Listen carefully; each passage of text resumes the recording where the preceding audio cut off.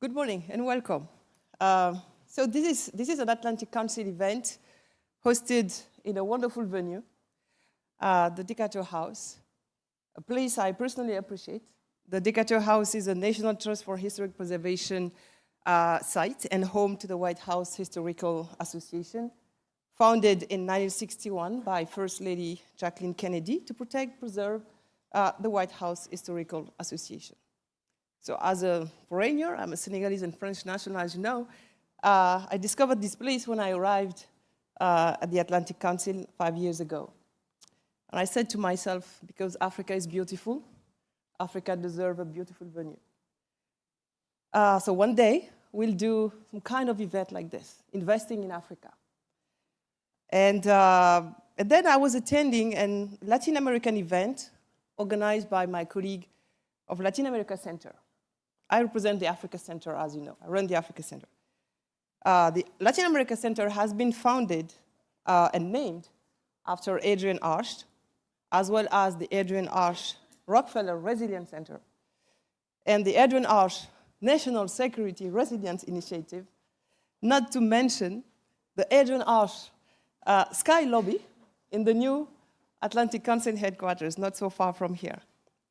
So you get it. Adrian Arsh is the Atlantic Council most prominent philanthropist and executive vice chair of the Atlantic Council. So just to stress the importance of this annual Investing in Africa Forum, the Atlantic Council is proud and happy to give her the mic, and as well as I am, to deliver the welcoming remarks for you. So Adrian, over to you. Where is she? Oh.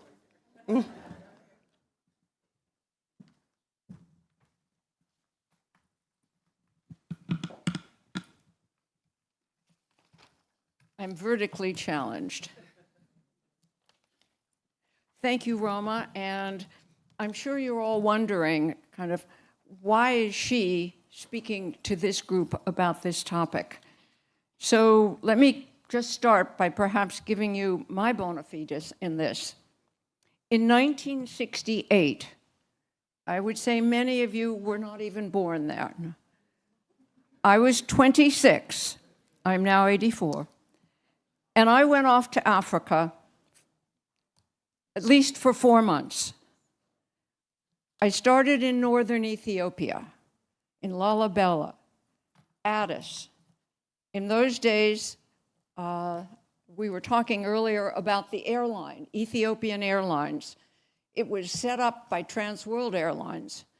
It was, and may still be, the biggest and most significant airline in Africa. I toured all over. I went on to Kenya, Uganda, Tanzania, Mozambique, took the blue train in South Africa from Pretoria to Cape Town, went up the West Coast, Nigeria, the Côte d'Ivoire, and at that point in Abidjan, the hotel was at Pan Am Intercontinental. Senegal, where you're from, Morocco, zigzagged over to the Canary Islands and Madeira, and then came back to Spain and Portugal and home. So for me, this continent has been in my heart, and it's in my jewelry. These are all the African animals. And each one does actually represent a country in Africa, in my blouse. So now I will do the introductions, but I wanted you all to know that this is my heart and the first place that I really went to. Went back not long ago, and it is really, the continent is important. So I welcome all of you here and on video to the Atlantic Council's Investing in Africa Forum. The Investing in Africa Forum is one of the flagship events which the Atlantic Council organizes during the 2026 Spring Meetings. And just for the future, I think I'll say we do the best events. We have an Africa Center. We don't look at Africa in the distant future. Africa is now. Yes, by 2050, 1 in 4 people on the planet will be in Africa. But we must focus on Africa now, or there won't be an Africa future.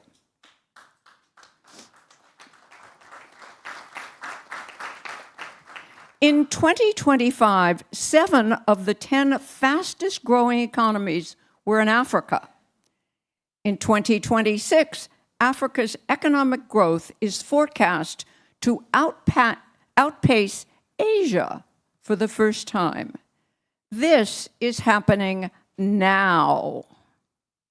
And so, I won't take any more of your time with my philosophies, and let me move ahead and quote something that Ajay Banga, the World Bank president, highlighted when he spoke at the Atlantic Council last week.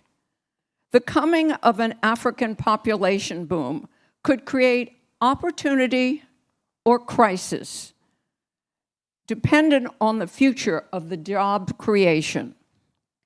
It is for those reasons and more that interest in investing in Africa has never been higher.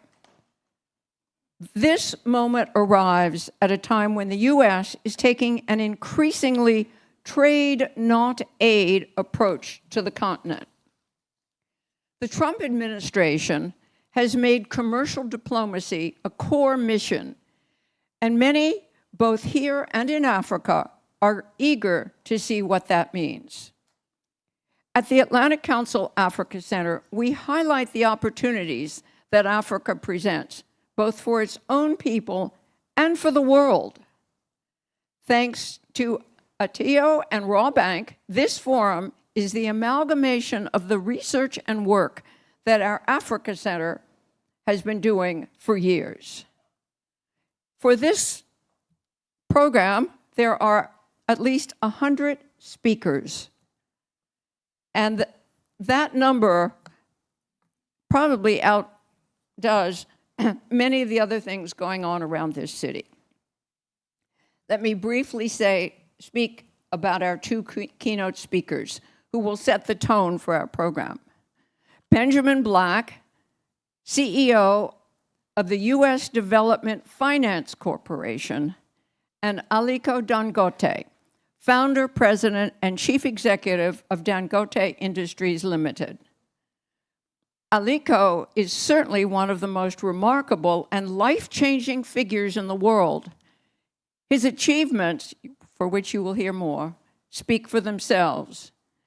It's a true honor that he has chosen the Atlantic Council to share his powerful vision from his incredible experience. But that's enough from me. Now, I would like to introduce the opening keynote speaker, Ben Black. The International Development Finance Corporation is the main U.S. commercial tool in the so-called Global South. His public appearances are limited, and we're glad that he chose Africa to speak about in his global mission. He was confirmed by the Senate in October of last year. He's been working on advancing corporations' mission of fostering economic growth and strengthening U.S. foreign policy objectives through strategic investment. And with that, let's hear more about how that's done.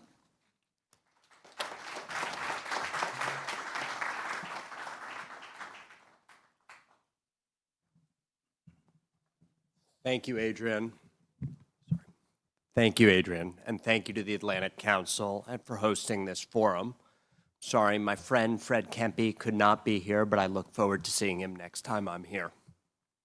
It's a privilege to speak to our global policy and economic leaders. people who understand that the future of global growth and supply chains will run through Africa. Indeed, in many ways, Africa is ground zero for our shared economic future. Africa's population, workforce, and consumer markets are expanding faster than any other region in the world. We see opportunities across the continent to invest in key sectors: energy, technology, infrastructure and logistics, critical minerals, healthcare, and financial services. Africa is home to vast reserves of the world's critical minerals, rich deposits of cobalt, lithium, titanium, and graphite, indispensable materials for batteries, semiconductors, jet engines, and night vision goggles. Position Africa to shape the future of supply chains central to advanced manufacturing and how we live our modern lives.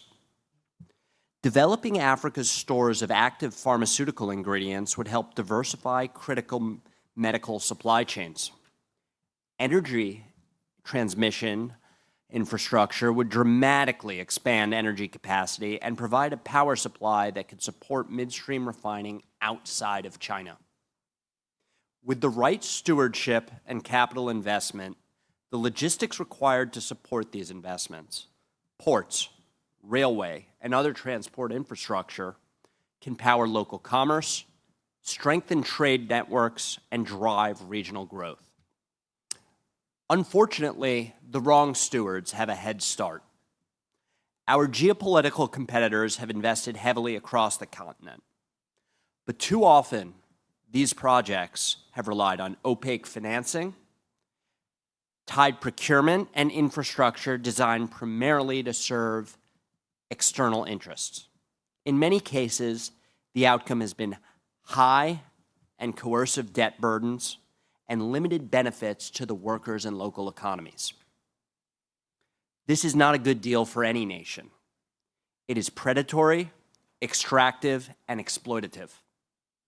Fortunately, President Trump recognized this threat when he created the DFC to counter China's Belt and Road Initiative. We serve as the international investment arm of the U.S. government, and we are America's international deal team. Our reauthorization last December was a pivotal moment of transformation for our agency. We now have $205 billion of investment capacity and a greater ability to deploy debt, equity, and insurance across the capital stack. DFC can also invest in energy, critical minerals, and technology anywhere in the world strategic choke points exist. When it comes to Africa, we are engaging with a straightforward approach, guided by one of America's most successful examples of economic statecraft, the Marshall Plan. The Marshall Plan was a financially rigorous and mutually beneficial strategy that rebuilt European productive capacity and transformed European nations into participants in the American system, while benefiting our workers, investors, and industry.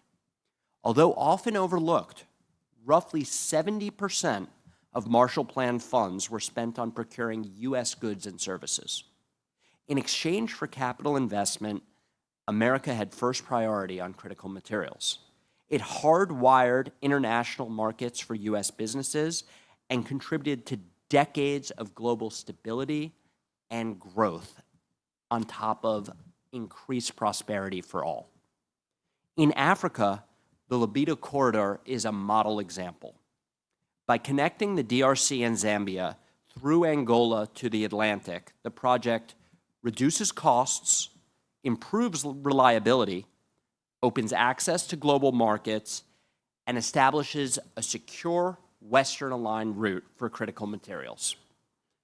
Following DFC's financing, the Libido Atlantic Railway will soon be capable of carrying 4.6 million metric tons of critical minerals and domestic goods, decreasing logistics costs by up to 30%.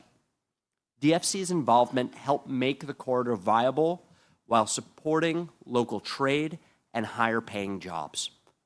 As the Libido Corridor shows, this type of large-scale investment is both strategically imperative for America's interests and highly transformative for our partners, especially Africa.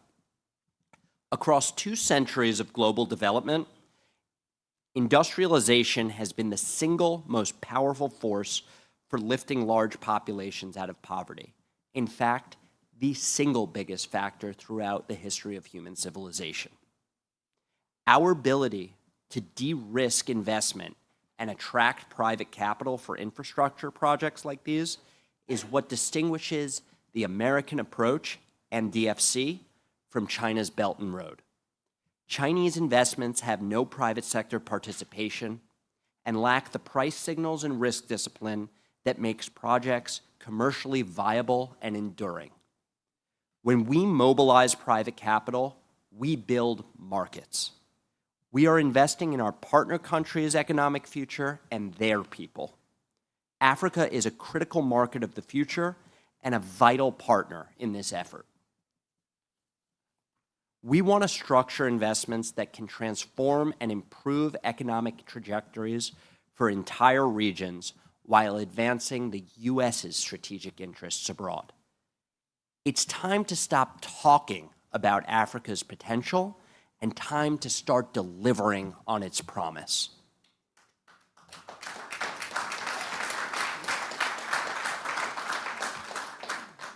By investing in infrastructure, fostering private sector-led growth, and advancing regional stability, we can build a future of shared prosperity for Africa's continued growth and success.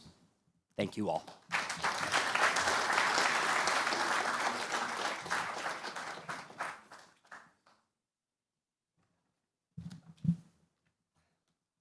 So, thank you very much, Ben Black, for offering these keynote remarks to the Atlantic Council. You set the tone in a very meaningful way for the US intentions with African economies.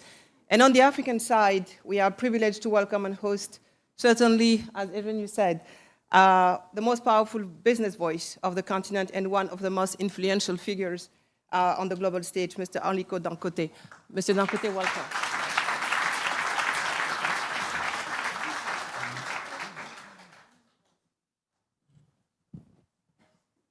Thank you.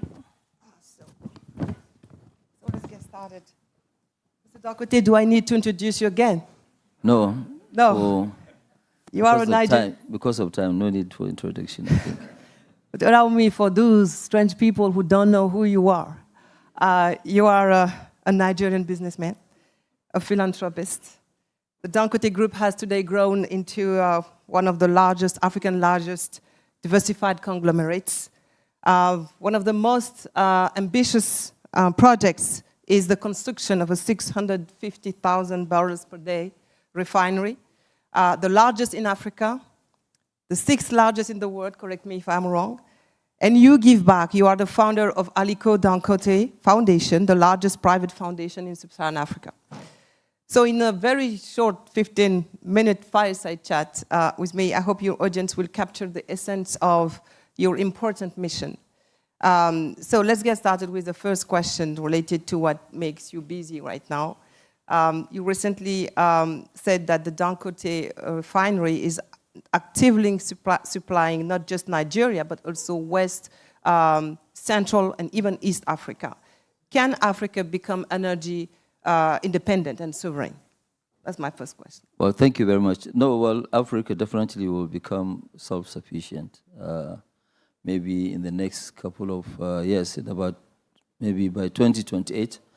At the moment, we're not only serving Africa, we're serving, we're the major suppliers of jet fuel to UK today as we speak, because, we also export to US gasoline. There's nothing that actually we're not actually, producing in terms of quality.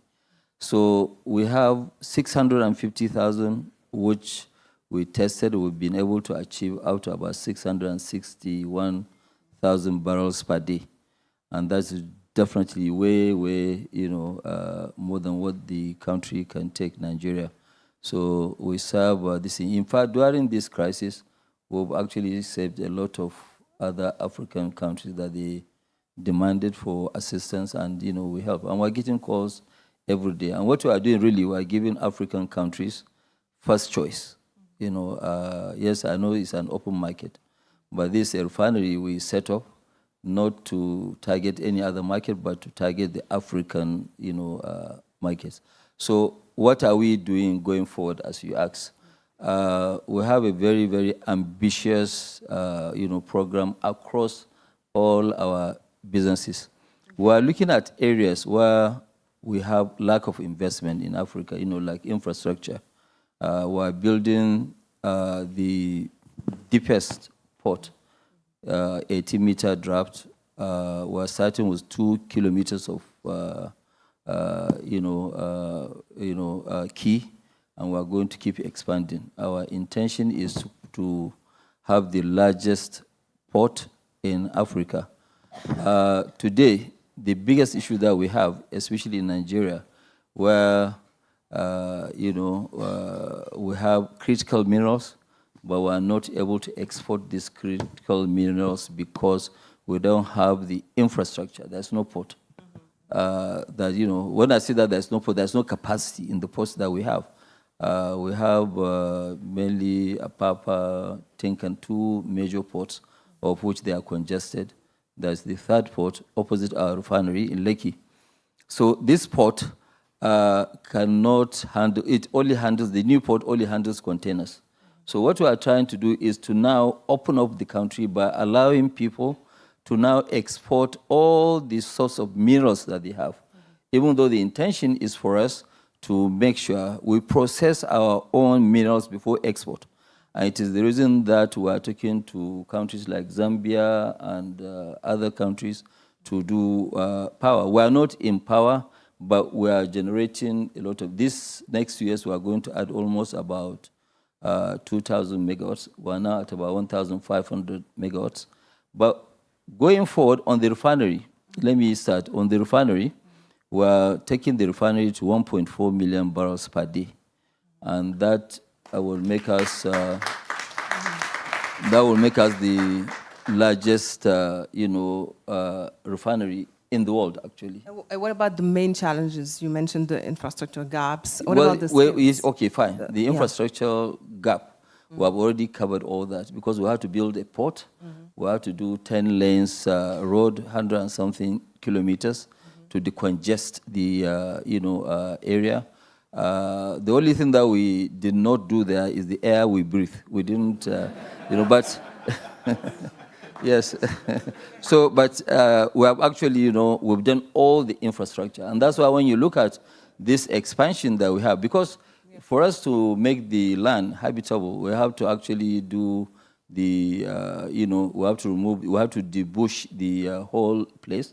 The place is 30 million square meters. So it's not a small, this is huge. And what about the skills? Well, yeah. 1,000 people, right? African people? Or? Yeah, we have, total group-wide, we have about 51,000 people now. Direct, we have 34,800 and something, and then the rest, there are some countries, the labor laws are very strict. So what we do is that we have contractors that we subcontract to run those operations. So, because we are not, we don't want to be dealing with so many issues in terms of government policies and co. So apart from that, we have challenges in polypropylene. We have about 1 million tons now. We're taking it to 2.5 million. And then we realized that there is a big shortage of fertilizer. When the Ukraine-Russian war started, the chairman of African Union was President Macky Sall of Senegal. He had to go and beg Russia to see how we can get that. And since that day, we announced, Dangote Group, we announced that, look, that was in Barbados. We announced that, no, it will never happen again. So we're doing 12 million tons of urea. And very soon in Congo, Brazil, we'll start doing potash and phosphate. So we want to go to minimum 20 African countries We see which that we are going to. Yeah, you are operating across the continent. What about the Africa Free Trade Area that has been launched in 21? Does it help you support these cross-continental efforts? How do you appreciate this initiative? Well, now we're operating, based on regional markets. For example, I mean, a country like Ethiopia, they say, okay, fine, we like, fertilizer. So what do? And we're building 3 million tons there. Whether it's enough or it's too much, but they have other neighboring countries that they can actually assist. They found gas, so we're doing that. The Africa Free Trade will work, but it can only work when the regional markets work.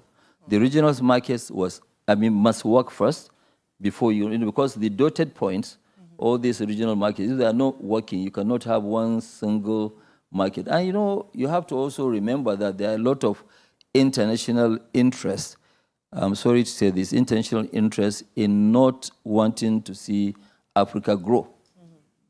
And that's why, for some of us, we say that, what is even our legacy? What do you want to leave behind? What that you want was to my do? last question for you. We'll go there. But okay. I wanted no problem. first to ask you about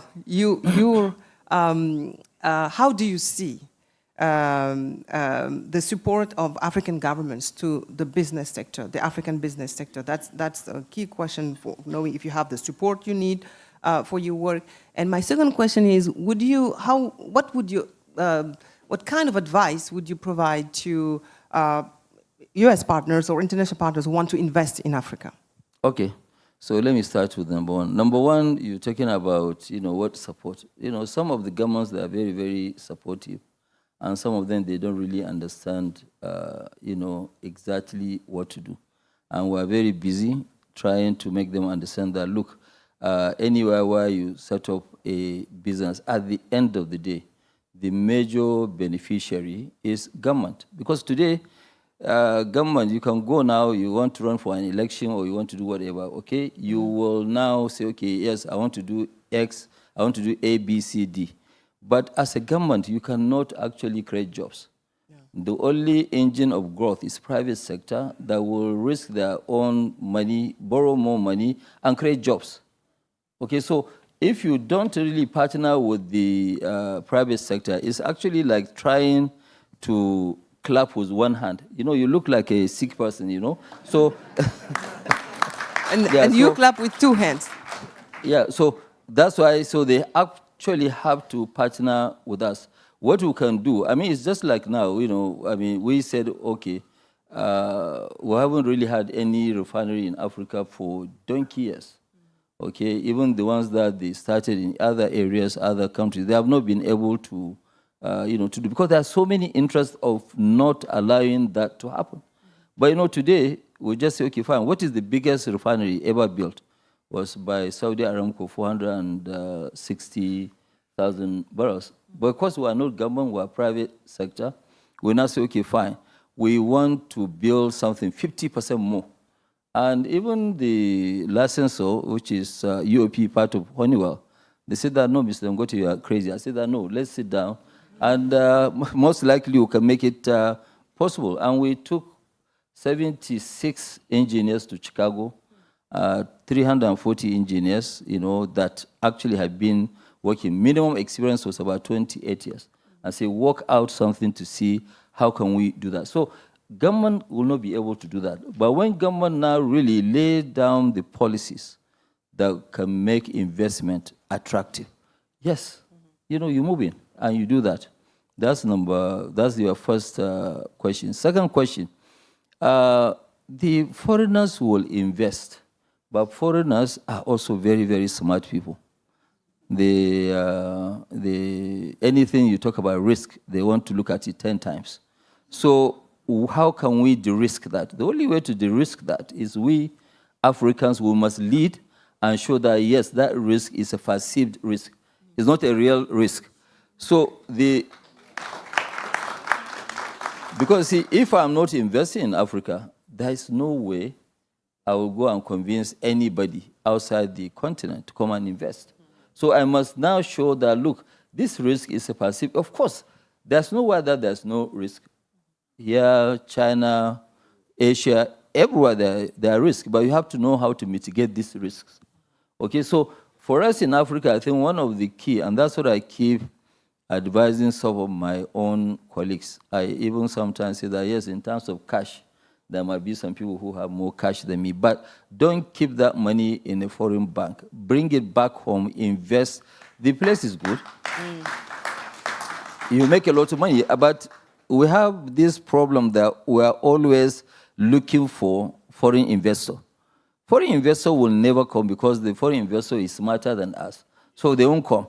They can only come when they see that we are committed, we are serious, and we are investing our own money. When you invest your own money, then they will join you. And then, they say that two numbers are better than one. Okay, so once you start, other people will come in. So that is one. And the other thing that we are doing is that, okay, fine, how do we have very fragmented capital markets. What do we do? For example, now we're saying that, no, this refinery, since we built it, is for Africa, and we're doing quite a lot. We're going to invest in between now and 2030, we're going to invest about $40 billion. And we want to be the first African company to be in the top 100 in the world where we have 100 billion as revenue. Yes, it's a tall order, but it's possible. We like challenges. We like to set up targets that, we will struggle to meet. And this one is very, very easy. We'll meet the target. Wow, a lot to take from your vision. We are in Washington, D.C. During these spring meetings. So Dangote, how do you assess the state of the relations between the African continent and the United States? Well, the relationship is there, but I think right now US is very busy. They are not yet looking at Africa. They are very, very busy. They are not looking at Africa. But the future is really Africa, because you don't do things just for today.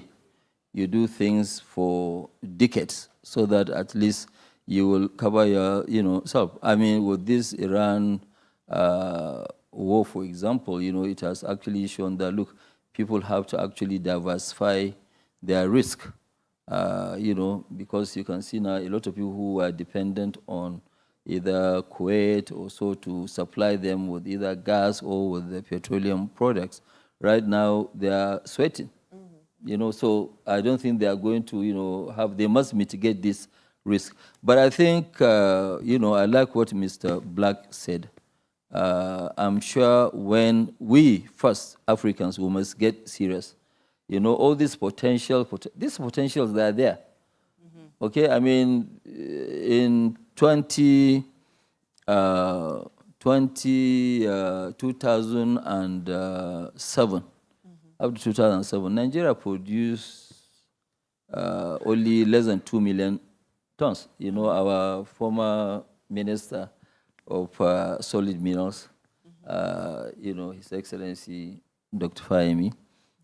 He was also governor for 8 years, but he was a minister. When he was a minister, we achieved those targets. We are from less than 2 million tons in 2007. We were able to take Nigeria to 65 million, and we're still growing.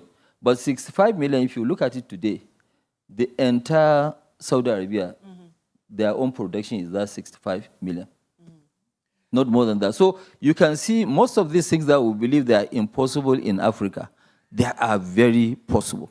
And we will lead in making them possible. So, the legacy. You wanted to talk about the legacy. But before the legacy, I also know a Nigerian proverb that says that if we stand tall, the remaining part, it is because we stand on the backs of those who came before us. So what do you owe your own parents in Nigeria, your own country? And then what would you like to have as a legacy? Your business or your foundation? No, I think my foundation, is what, or both. Let me say both, because our own business, like what I keep saying, is not just for us to go and make money. Our own is to say, okay, fine, what are the needs of Africa? I can't say Nigeria really, because we are in several countries in Africa. And we don't want the prosperity to only be in Nigeria. So what we are trying to do is to go to most of these African countries and show them, hey, guys, this thing is possible. Don't get scared. We have done it, and we want to show you how to do it. So some of the entrepreneurs in various other African countries, we will encourage them. So what we want to leave behind as a legacy is to say, okay, fine, let me talk on the business side that will end up funding the foundation side. So on the business side, we are trying to be very, very aggressive. We are trying to go and look at the infrastructure, which is power, ports. We are running, even now, we are thinking about, we plan, we just got a place in Namibia. We are running pipelines to other countries. Because of time, I don't have to mention them. But we're running 2,650 kilometers of pipeline, of which will deliver products to those countries. So in terms of business, we want to do the agriculture areas of these own minerals where a place like Zambia, they are busy exporting copper. We want to process that copper before it is exported.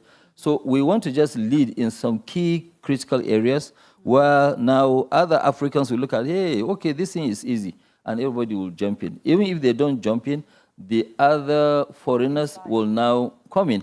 And be inspired. And be inspired. So with this one now, if we do that, we are going to create a lot of prosperity. How do we create that prosperity for legacy? Is to list those companies, like what we are trying to do now with the refinery. We are trying to list it for anybody, but majorly all Africans. So we want to go to different countries and they will buy, and we will also guarantee in terms of your dividend will come in dollars.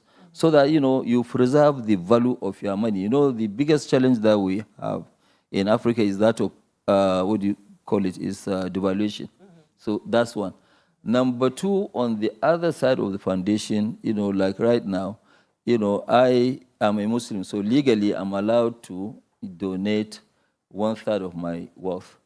So, but because I don't want any argument if anything happens to me, but I can do that. But if I announce it or I write it, one of my children, they won't. But I mean, you never know, what's life.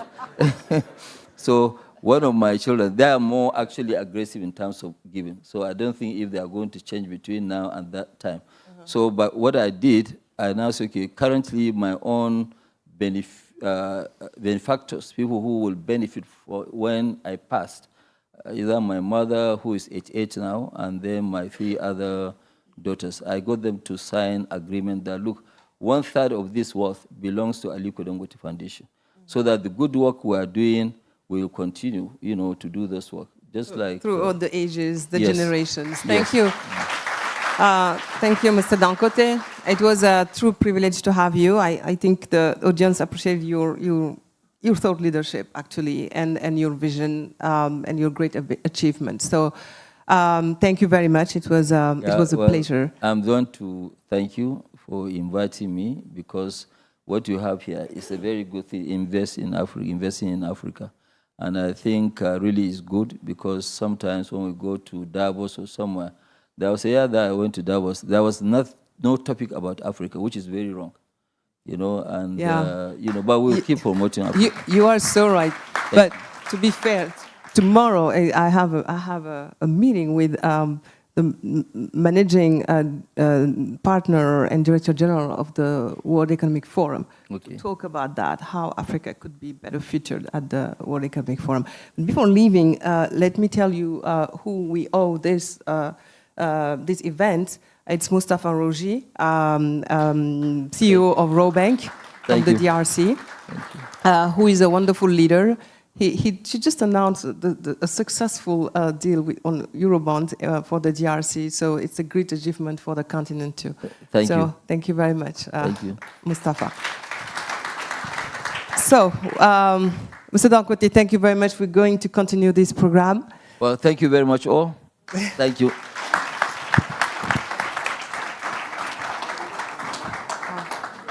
You can bring him. Okay.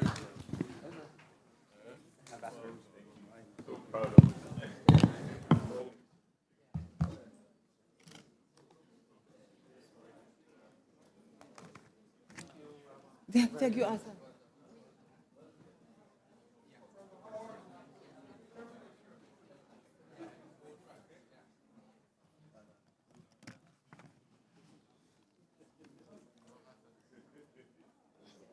No.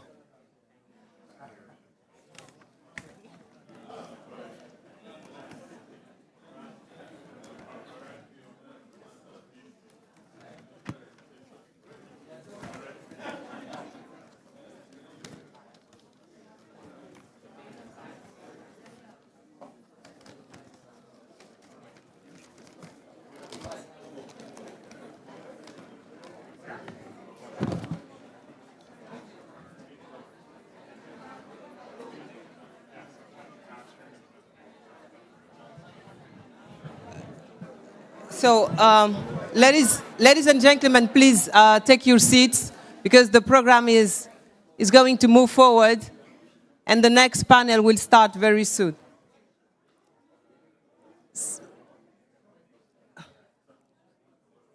So, yeah. So I just would like to remind you that this event is live streamed. So everything is going on here is live on the social media. So please sit down.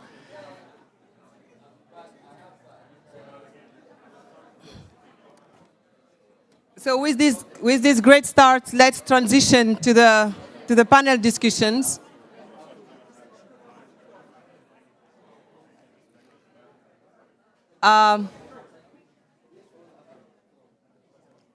Please take your seats. The panel discussion will allow us to dive into concrete stakes at play currently in Africa. You know about, I will just keep going because maybe, because you are all on tape and live on social media, so I'm just saying. But I'm persistent and brave and continue this. And you know about the Africa Center work? I love it. It's good. We manage 7 programs, thanks to the generous support of our sponsors and partners. I mentioned World Bank, ATO, Citi, Policy Center for the New South, the NBA, Goldman Sachs, Managem, African Union, and others. So for a forum like this, impossible to cover everything. We made our choices. As you can see, Aubrey, I'm managing the transition for you. What we think is critical for Africa today: trade, digital connectivity, creative industries, and last but not least, energy.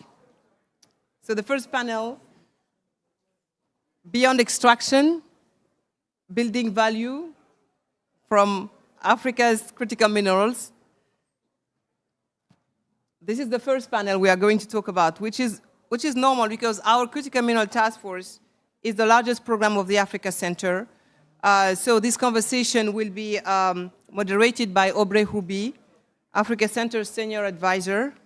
Aubrey leads this effort and will moderate with presenting the US government and US Department of Commerce, Joshua Kuhl, Deputy Assistant Secretary for Textiles, Consumer Goods, Materials, Critical Minerals and Metals, Industry and Analysis, International Trade Administration.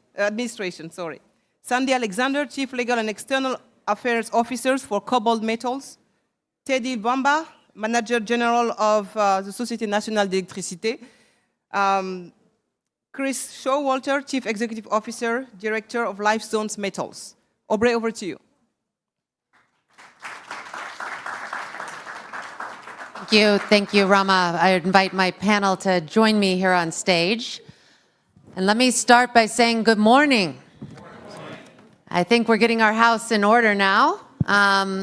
So can I invite everyone who's standing to take a seat? We have actually, you can't see, lines at the door, so we need to make sure we have room to invite others in to this robust conversation. And as always, Aliko makes a splash, and we saw that as the wave went out the door, but they'll come back. So it's my pleasure to have this conversation today. Of course, it's timely. I feel like all we talk about in many ways these days is critical minerals. We want to dig a little deeper, if you'll pardon the pun, in this panel, and to look at different strategies that are working for U.S. companies and the ways that African governments are looking to add value behind the primary commodity. But first, let me turn to Deputy Assistant Secretary Kroon, who's sitting to my left here, just to say, what role is the U.S. government playing in generating interest from American investors in these very interesting assets that take a lot of investment? Yeah, great. Okay, this is on, so that works. First, thanks for having us here. We're excited to be here, Aubrey. Thanks for hosting the panel. The Atlantic Council for making this happen. This is a very important discussion, I think, especially timely given what's going on this week in D.C. and just world events. The U.S. government, in my role at the Department of Commerce and the International Trade Administration, we're laser focused on really bolstering and reindustrializing the United States, the industrial base.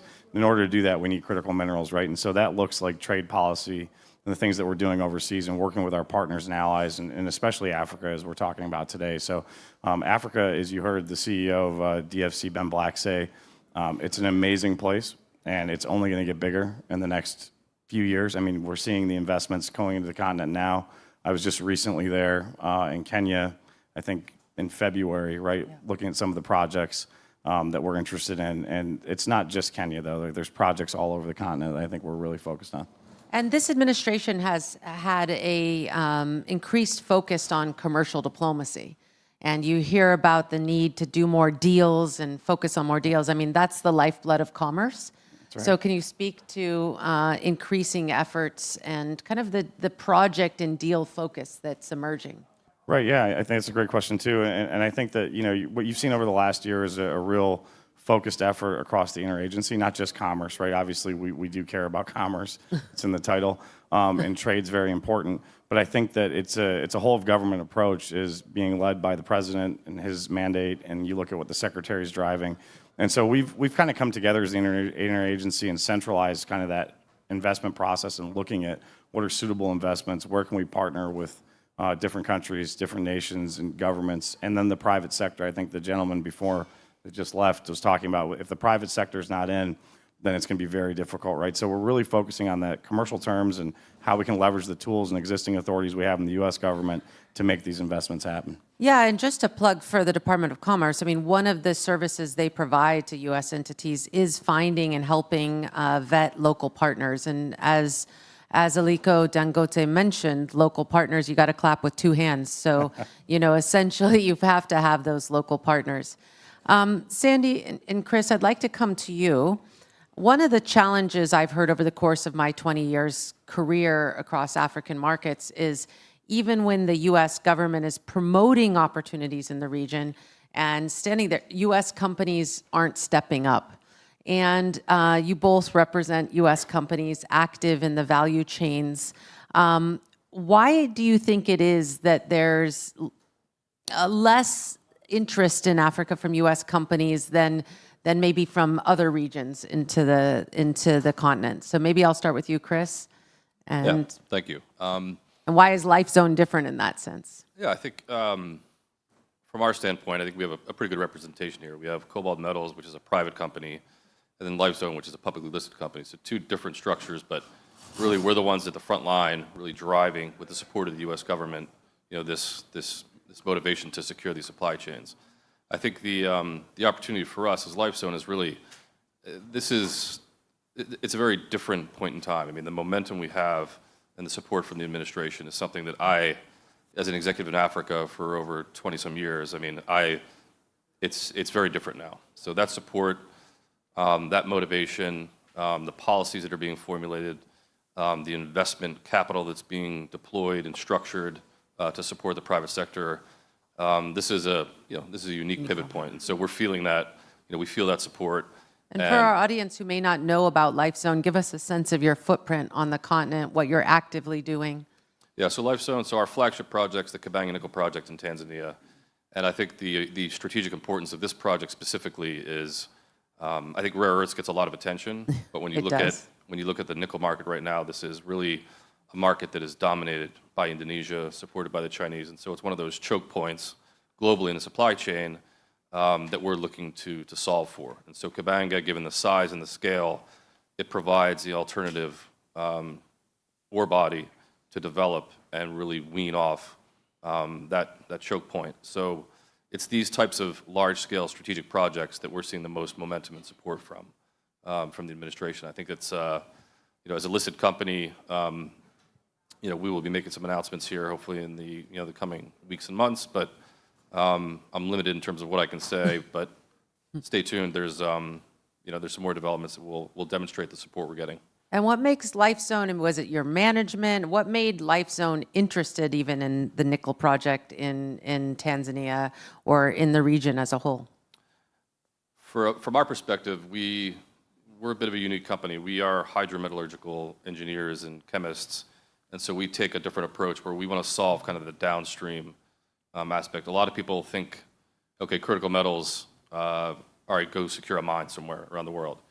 It's the downstream processing, it's the refining to final product that you need to solve for. And so our approach is really to utilize our technology, identify strategic deposits, and that's really the core strategy we're bringing to these markets. So I'm hearing that value addition locally is integrated in your whole strategy from the beginning. It is, and it's not easy because every country wants to have maximum value addition, and it's not really practical. So you have to be strategic and selective. And so in Tanzania, for instance, we identified an opportunity to empower the Tanzanians to maximize value addition. I mean, it's their sovereign resource, and this partnership model is something that I think it's the best-in-class type of approach, where you're really enabling that local government to maximize the benefit by going to full value addition. Now, you can't do that everywhere, but I think that is the model we deploy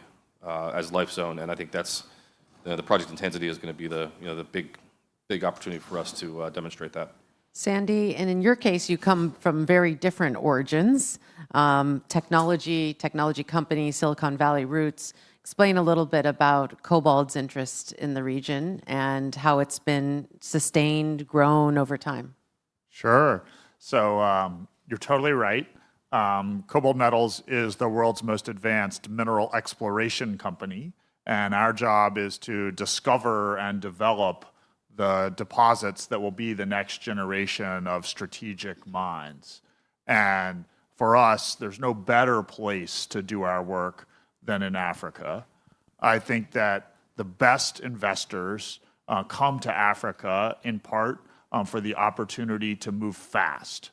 At Cobalt, we hired our first employee in Zambia 5 years ago. And this month, we will break ground on a copper mine at a deposit we discovered that will be one of the world's great copper mines. So that's 0 to 5 years breaking ground on a new mine. Next door, we hired our first employee in the DRC 1 year ago. And today, we are the largest holder of exploration ground in the DRC of any private company from any nation. And we're launching the world's largest ever exploration campaign for lithium focused in the DRC. So in my experience, the best investors want to move fast. There are great opportunities in Africa to move fast. The Trump administration wants to move fast. The governments that we work with in Africa want us to move fast. And I think when you look ahead, there are not going to be enough seats on this stage for the business leaders who are investing in Africa and succeeding in Africa in the future. There is so much opportunity. Well, that's a reality I hope for. I think sometimes I feel like many of us are out kind of, standing on the corner preaching, trying to get converts to the Africa story for a very long time.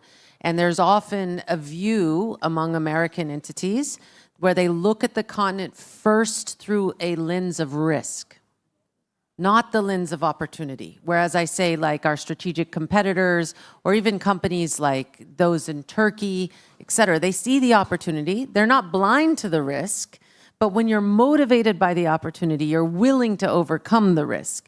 When you're motivated and see risk first, then everyone has to work really hard to convince you the opportunity is there. And so I think that's a challenge incumbent on all of us as stakeholders, whether they be African governments or companies, to try to overcome that lens that seems to be on people's eyes. And so, why is it, do you think, Sandy, that we don't see a stampede, just even given the data, the demographics, the resource assets? Is it a lack? Like, you guys are producing data in part on the opportunity. Is it a lack of data, lack of network, or just the overall lack of trust? I think all the ingredients for success are there. I mean, to mention one that we haven't gotten to yet on this panel, like the next Dangote is working for somebody in Africa right now. And the one after that and the one after that. The talent is such an exciting opportunity. And I hope that the next Mr. Dangote is one of my colleagues at Cobalt Metals Zambia or Cobalt Metals DRC. And that possibility is so exciting that I think not only are the places to invest in Africa places where you can move fast, but they're places where you can work with talent that is going to achieve great things. And we saw that in the Valley. I mean, everyone worked for HP and then the PayPal mafia, right? And then they all went and became entrepreneurs. So, Teddy, I want to come to you and to just talk a little bit about, what are African governments and African DFIs doing to ensure that this new investment interest works in the development aim that they share? Thanks. So actually, regarding to Democratic Republic of Congo, we want to change the global policy. And since 5 days now, we start to change. Because if you see, historically, we start to take the run of mine till to the port. And actually, we want to add value to all the run of mine, because if you see the chain value of the run of mine, it just represents less than 20% of the complete chain. And we want to go over that. And the main problem for that is power. We need more power for more development. And for that, regarding for my country, for example, we make a new system of de-risking. We have a new project, for example, for developing for power plants and projects, and we put a leverage inside to make an SPV with private people, for example, to make it de-risk, to make the de-risking in the project. And this, I think, actually we have many projects who start to run like this, and there is even private bankers who start to come in, like Rauji, who come with a different project. We want to make a leverage to change the global view. And I think so, as they say, that there is a big opportunity, but don't see Africa like a risk. See it like an opportunity, and a national policy of my country actually is invest on de-risking by making participation in private projects and to make it easy to. Yeah, that nexus of power and mining is a huge one. When you talk to the Zambians, and Sandy, maybe that's why you're nodding, the thing that's constraining them on copper output is more power. And, that's why even, for example, in our last report, which was on mining corridors, we talked about, mining corridors as economic corridors. There are all kinds of projects along them. When you make the cost of logistics go down for mining, it also affects the costs of logistics for agriculture, for example, and power for villages near the rail in the Lobito case, for example. As we kind of wrap our conversation here and try to get our program a little bit back on schedule, I'd love to go down the line and just talk about any quick wins we can have, because my sense is that expectations from the mining sector and this buzz and this interest in critical minerals are quite high. But as you know, mines take a long time. And they take a long time to yield benefits even to the community in the form of jobs and other things. So, what can we do in the near term? What are some quick wins? Maybe I'll start with you, Josh. Sure, yeah, I think it's a combination, and I think you've heard about it on the panel already. It's regulatory frameworks, right, in these different nations, like really getting some more clarity on pathways forward, especially for the private industry, on what these investments look like and the timelines. But in order to do that, it comes down to infrastructure, like Teddy's talking about. Like we've got to get more base power, more water. It's got to be cheap, affordable. You know what I mean? It's got to be in there. It's got to be accessible. So without the infrastructure in place, it's going to be very difficult to develop these things faster, right? I have no doubt that these things will happen, but we've got to really make these investments and do them in parallel and not make them dependencies. Yeah, the not making them dependencies is a very important piece. My family is long old American West. And, sometimes I get tired of the conversation about getting all the regulations right, because no regulations were right in the American West when it was developed, right? No way. We were shooting each other on the streets when we had a problem. The mail was delivered by Western Union. 100,000 Chinese workers worked on our transcontinental rail in the 1880s. So, these things, there were corruption in terms of the deals that were made, but infrastructure was built. And on the back of that infrastructure, other things came. It opened a frontier. And I think for me, I'm a very infrastructure first person, because I believe once you have the investment, then you have the friction to create good policy. Well, it'll unlock, right? Like I think once the infrastructure on the continent is improved, right? Like, there's existing infrastructure, but it's capacity, right? So it's all about capacity building.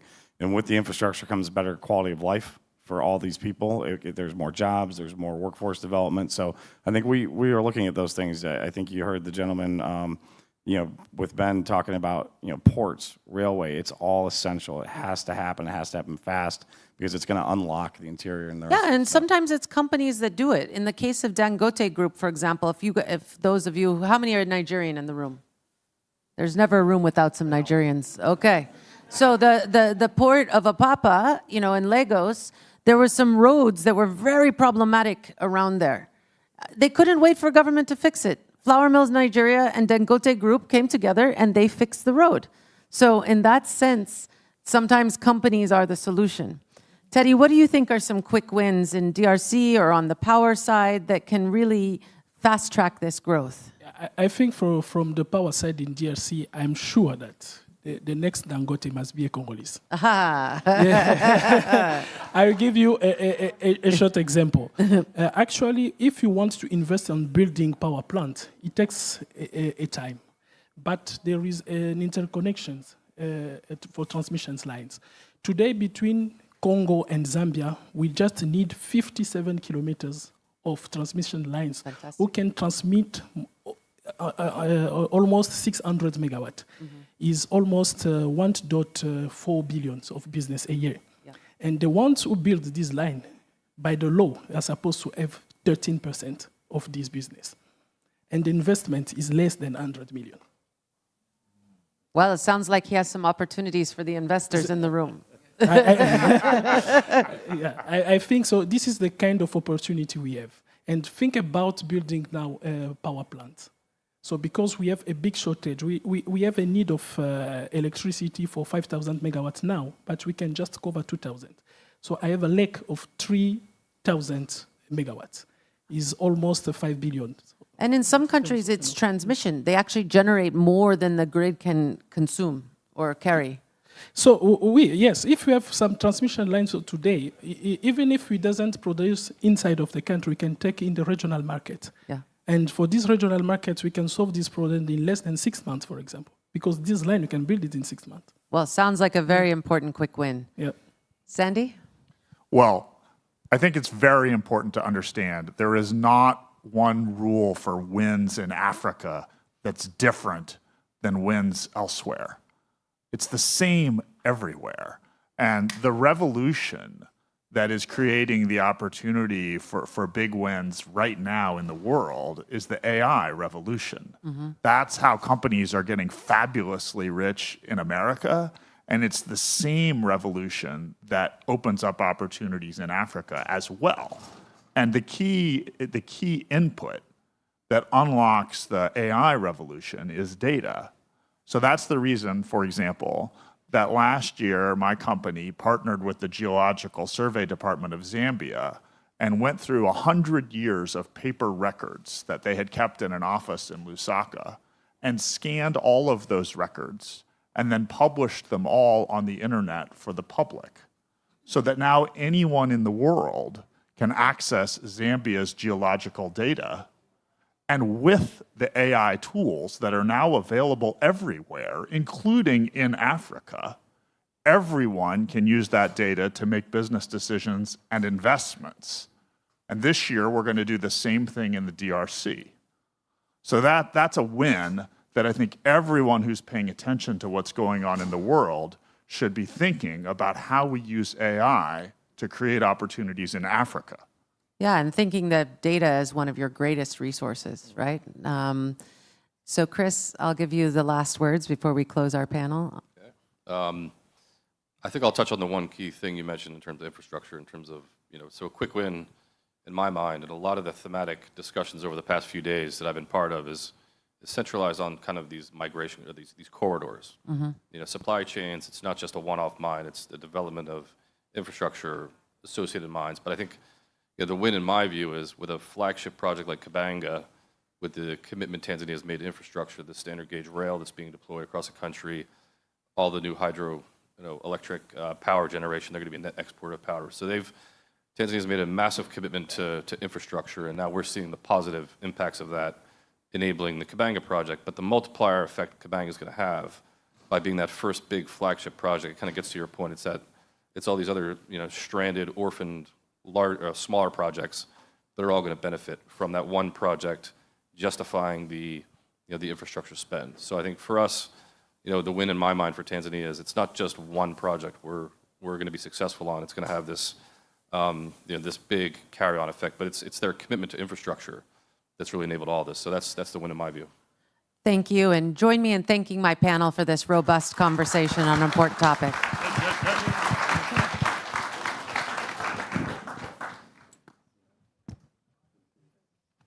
Thank you. Thank you very much, Aubrey. Thank you, dear panelists. So now I would like to invite Mustafa Roji, CEO of World Bank, to provide short remarks about his involvement with investing in Africa.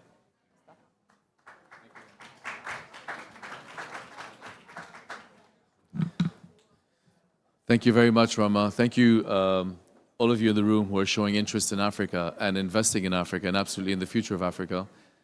I think I'd like to touch on what Adrian mentioned earlier today, is that you touched on a very powerful phrase.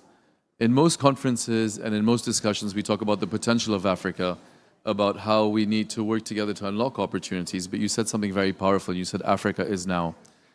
And that's exactly what is happening.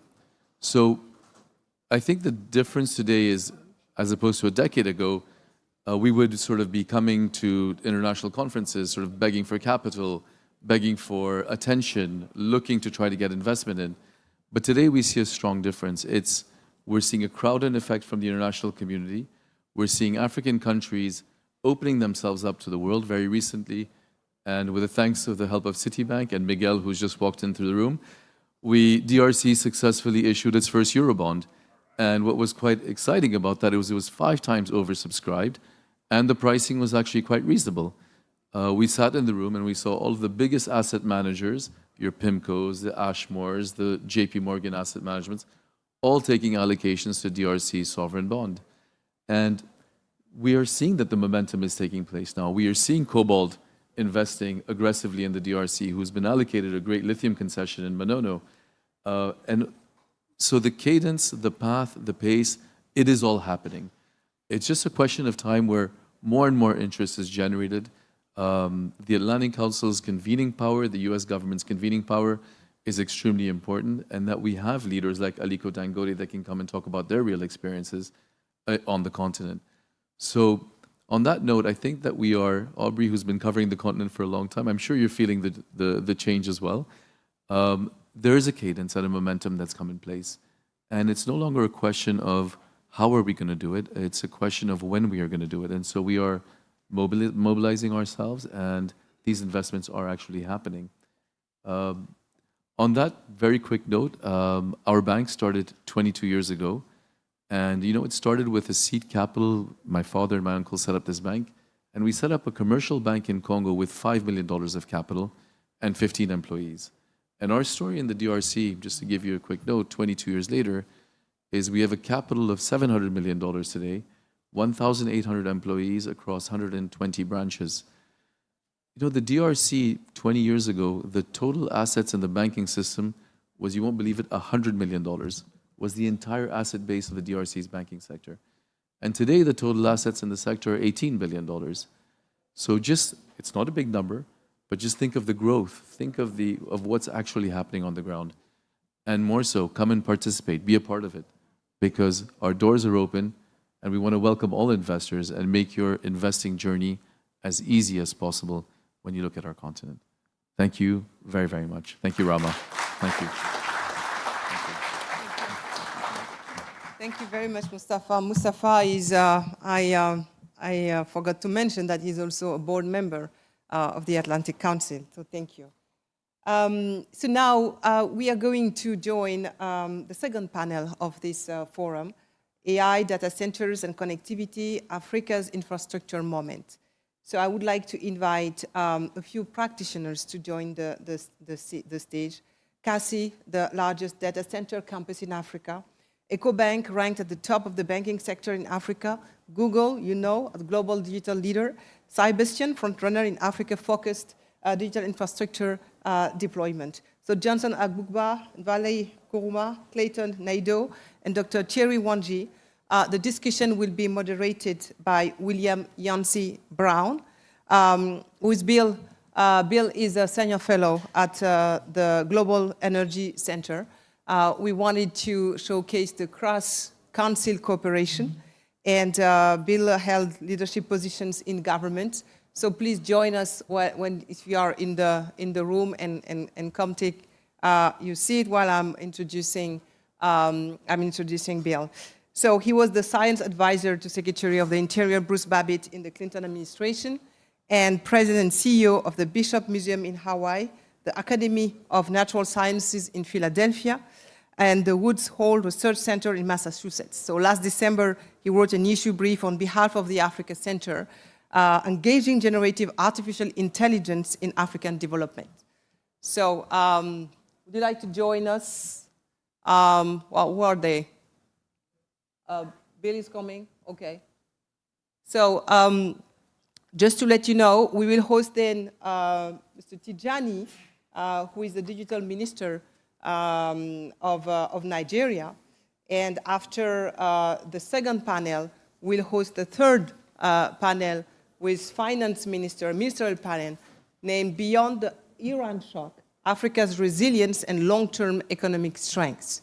So we'll host Her Excellency Nardos Bekele Thomas, CEO of ODA NEPAD, Her Excellency Vera Esperanza dos Santos, who is Finance Minister of the Republic of Angola, His Excellency Dudu Likunde, Minister of Finance of the Democratic Republic of Congo, and this will be moderated by Dana Banks. So I'm invited to inform you about a short break, the time to gather the panelists for the next panel. So we have a 10-minute break before going. We continue? Okay, no break, not now? Okay, I did a mistake. Okay. Okay, so no break, so come on.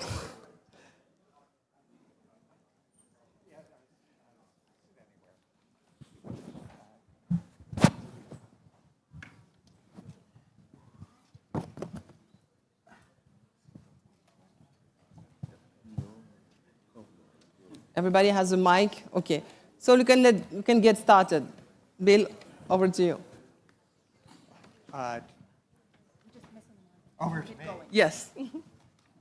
So it's good to see everyone. I'll try to keep my mouth pretty close to the microphone, and maybe it'll be quieter.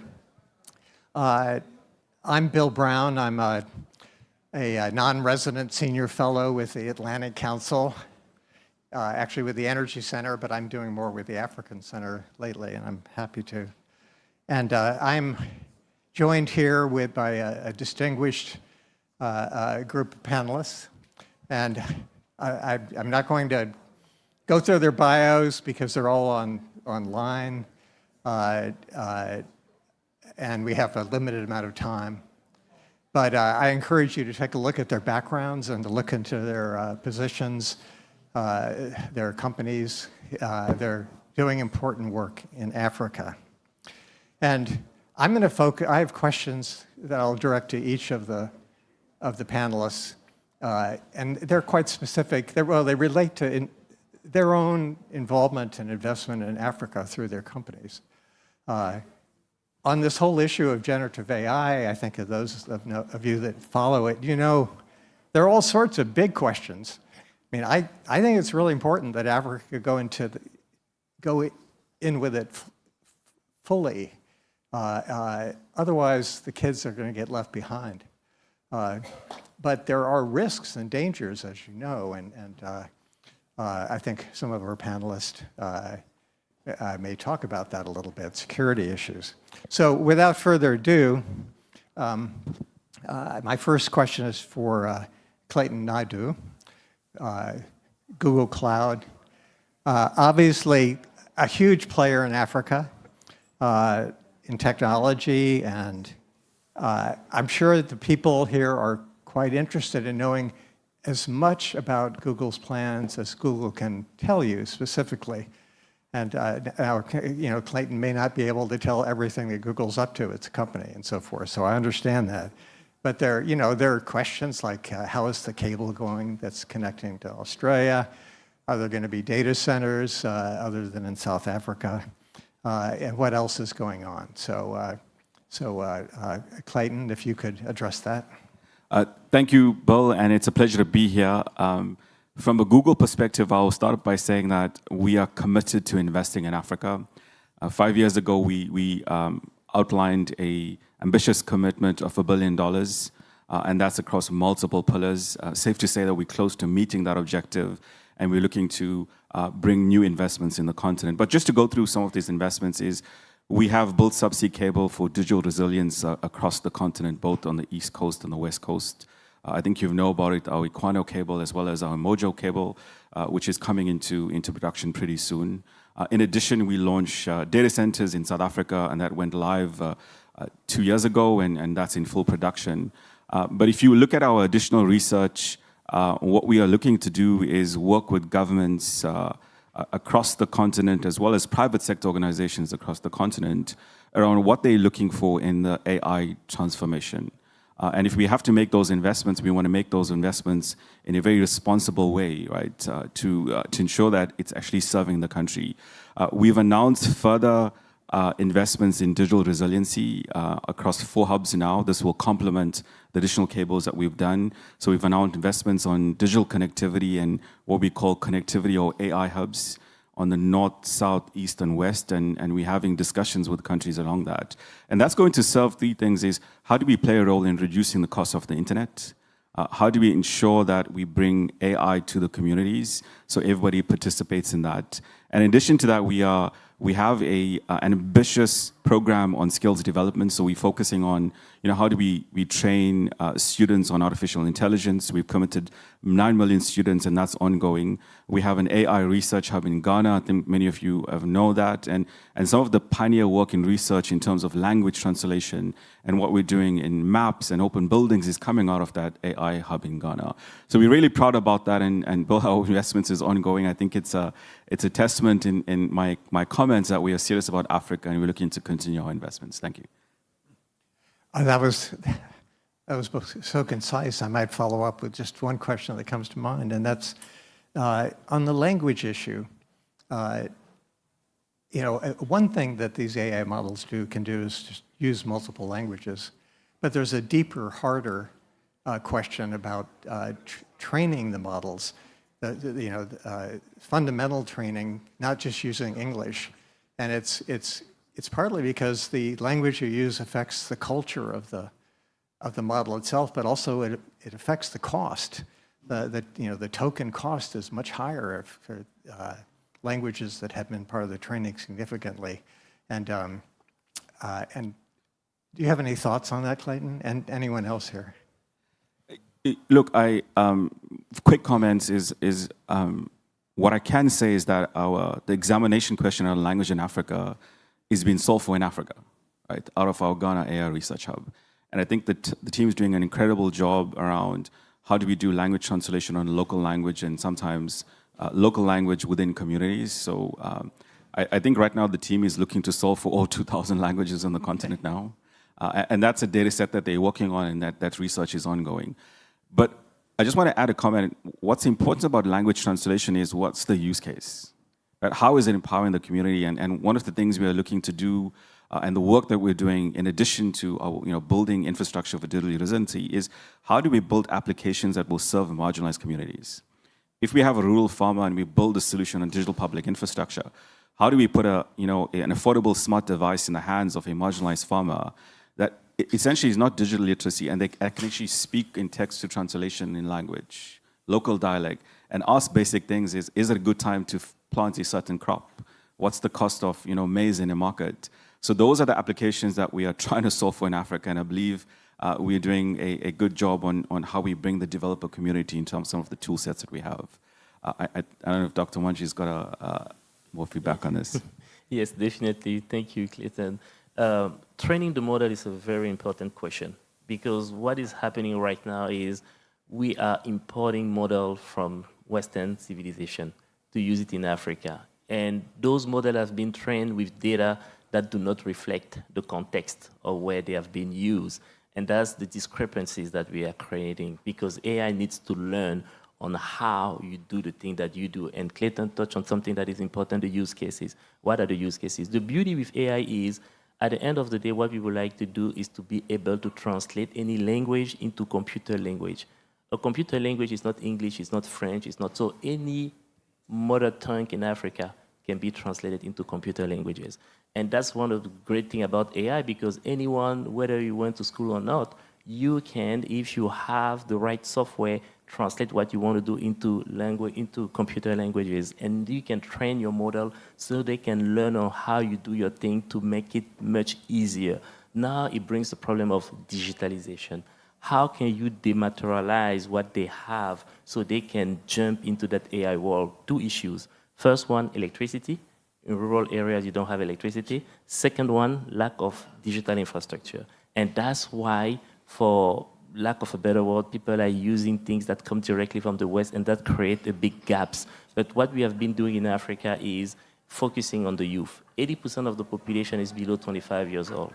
And you have a lot of them that has an idea about the thing that they want to do and how they want to do it. So we are training them for free. Unfortunately, we can only do so much. But our goal is to be able to show them how to use the technology, leverage the technology so they can understand what the technology can do for them and they can participate into the customization of that generative AI that you talked about without deep diving into the scientific and all of those things. So we are very hopeful, and we work with Google on the different use cases and how we can really dematerialize and go into rural areas where you have the bulk of the population, especially the youth, so they can really use the tool and being able to achieve the goal that they have in mind. But the most important thing here is to be able to do it locally and to train the model locally with local data as opposed to use something that has been trained, ChatGPT or anything else that do not reflect the real context of those populations.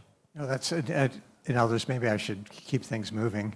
But Thierry, so I have one other kind of follow-up for you, and that is, there's this new sort of anthropic company model. It's all in the news lately. People have probably been reading about it. It's a Claude Mythos preview, and the company Anthropic has come out and said that it was able to find holes in software that those who want to exploit can get through that no one else has ever been able to do. So we have a model here which apparently can do that. And Anthropic, been criticized by some people, but it's not made it fully public. It's just released it to certain companies to take a look at. Some of the others are behind it. ChatGPT has come out with something that it says is right there now. So we are, I think, actually likely on the verge of having models that are going to be incredibly good at not only finding flaws in software, but exploiting it. And Thierry's company, Thierry's had a lot of personal experience in security issues. So if you can somewhat concisely just give us your thoughts on the risks that are posed by that. Thank you, Bill. So yes, in my previous life, I was a software security engineer. So looking for vulnerabilities into software and embedded software. But the reality is all the software that we have out there have vulnerabilities, all of them. It's impossible to fix all of them. What you want to do is to fix the software with respect on how you're going to be using it. As soon as you deviate on how you're going to be using it, you can exploit those things. It's what we usually call the attack surface. So what is happening here is you have models trained to look for those vulnerabilities and exploit those vulnerabilities to achieve different goals. So, and that's why AI is good and dangerous at the same time. We need to have a strong cybersecurity policies, and also we need to have an infrastructure that is secure so we can have those AI generative model, staying in an environment that is, I wouldn't say bulletproof because it's impossible to do so, but at least making sure that the use cases are properly protected and the users are not going to be exploited for what they want to do. And the reality is it all comes down to the infrastructure. Because regardless, the software is just one layer of the application which is at the top, but you have like 6 layers below that, and the most important one is the infrastructure. That's why it's so important the work that Google is doing and Cisco and other secure manufacturer or infrastructure US companies, because they want to make sure that whatever going to be implemented into that infrastructure will be safe and secure. But also here in the United States, we have a lot of regulation, making sure that before deploying any software or any algorithm, we know what are the issues or attack surface and things like that. The problem is when you get out of Europe or America, you don't have such standard. So people develop what they develop. They don't even know what are the issues. They deploy that sometimes in critical infrastructure system, and folks can use them, especially when you don't have a strong cybersecurity agencies. Something that you have been doing in Africa for the last 10 years is building cybersecurity agencies for government.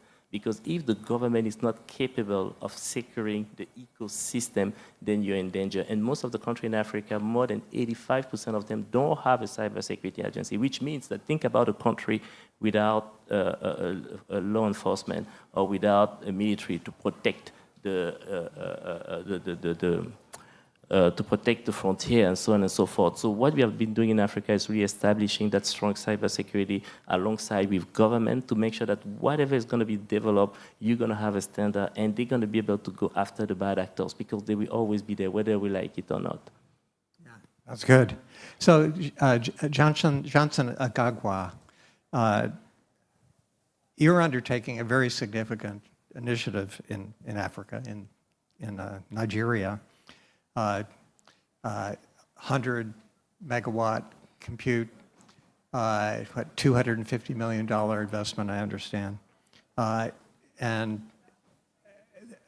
the objective is to just have that capability be there. But what stands out is that it's African. So if you would comment on what's up and what's happening there, that'd be great. Indeed, 250 million is for the first phase. The first part. Yes, so it takes a lot of money to build that infrastructure. And by the way, Kasi is an African word, and in most African languages, it has a meaning. We derived it from Swahili. So although I'm Nigerian, we're building for Africa. And we're building hyperscale cloud an AI-ready data center, day one, in Africa. And we're building it in Lagos. We're starting in Lagos, Nigeria.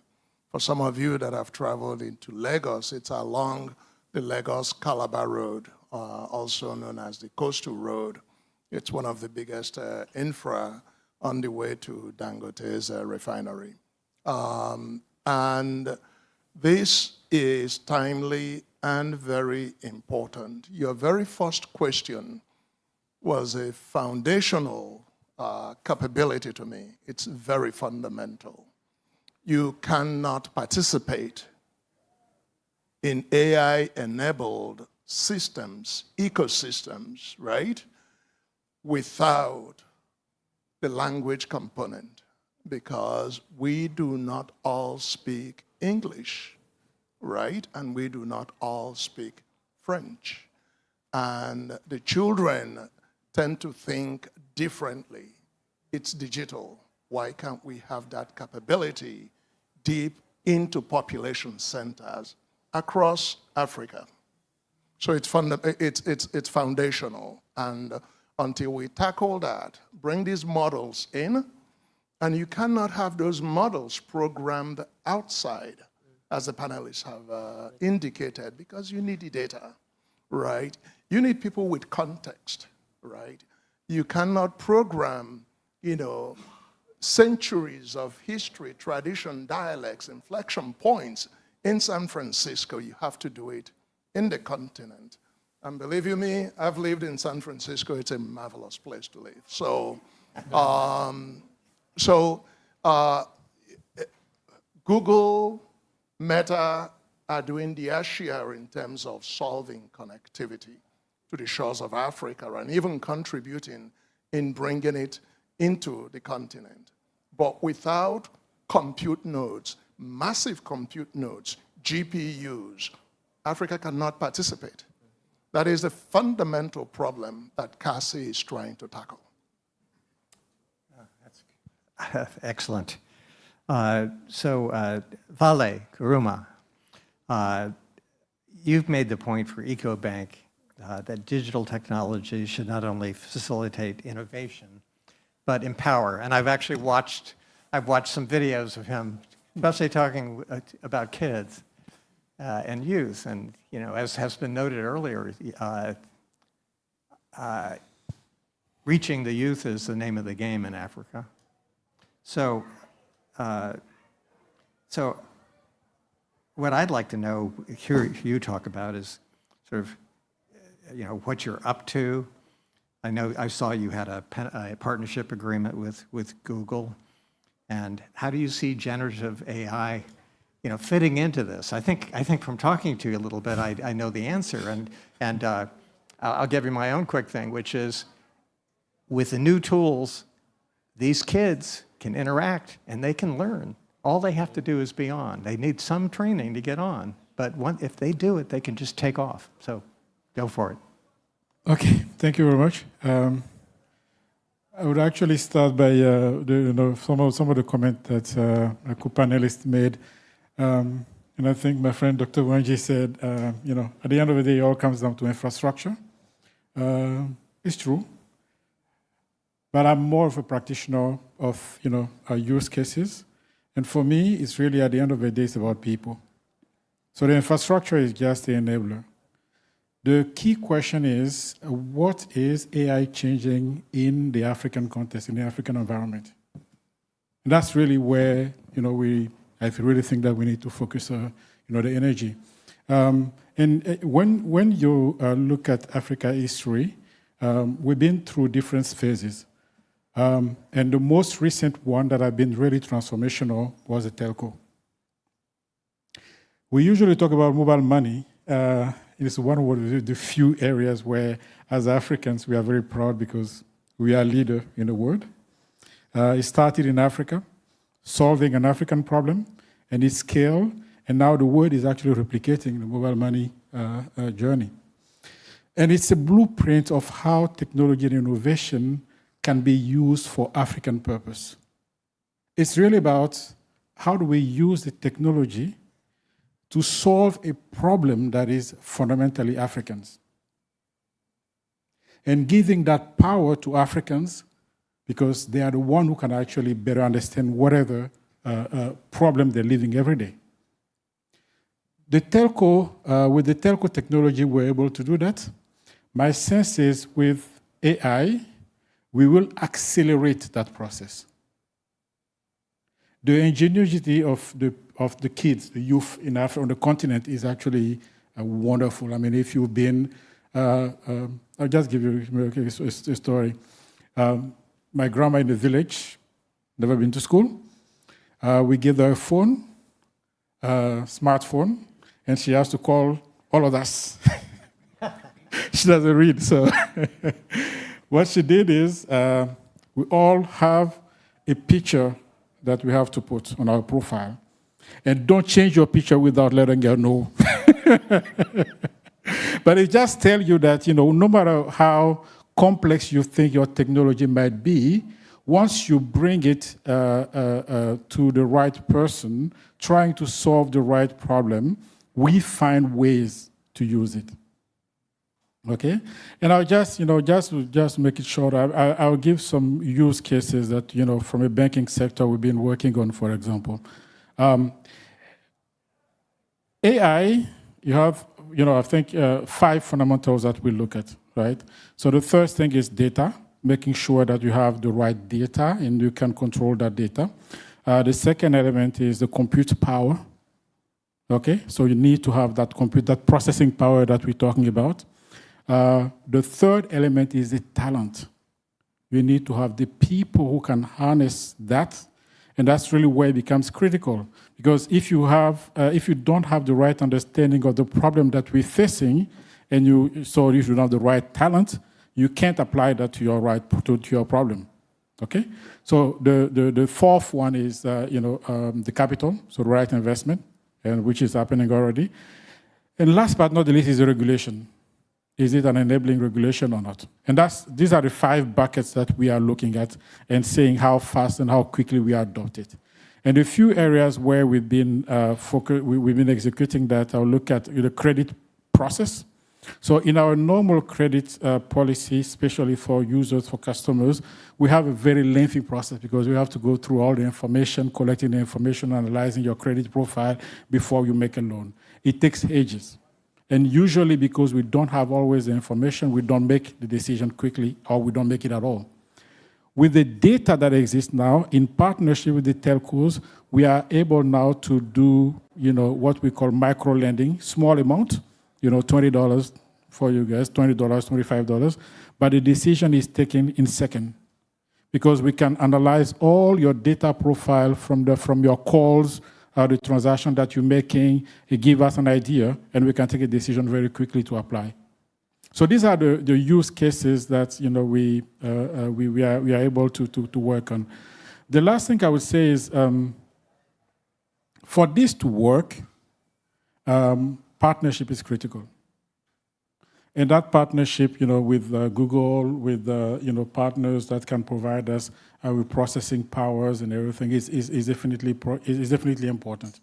Okay, and the last thing is the ecosystem becomes extremely important. So this partnership is critical, but the ecosystem from which we work is also extremely important, so that all the key stakeholders can play a role. But it's definitely an accelerator for development on the continent. Thank you. It's great. So we have time for maybe at least one more question. And I think I'll start with, what I'll do is ask each of you to say what you think. And if you don't want to say anything, just say, I had nothing to comment. But do you think generative AI should be regulated? And if you think it should be, how? And, of course, there are different levels of regulation. There's self-analysis, there's disclosure of the risks that you may have identified, and then there are kind of more fundamental kinds of things. But so, Johnson, what do you think? Yeah, this is a very heated discussion. I used to, when I was much younger, advise FCC in the Technical Advisory Council, and I tend to sidestep, but in Africa, this is super important. You've seen how self-regulation works when compliance, right, and intent is built into governance, like in Anthropic, right? They wrote a code that can code and test codes and find vulnerabilities. It scared the living daylights out of them.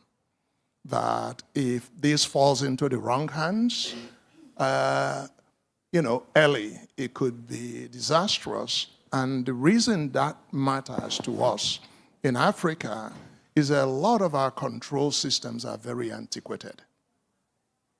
Somebody in San Francisco is thinking broadly.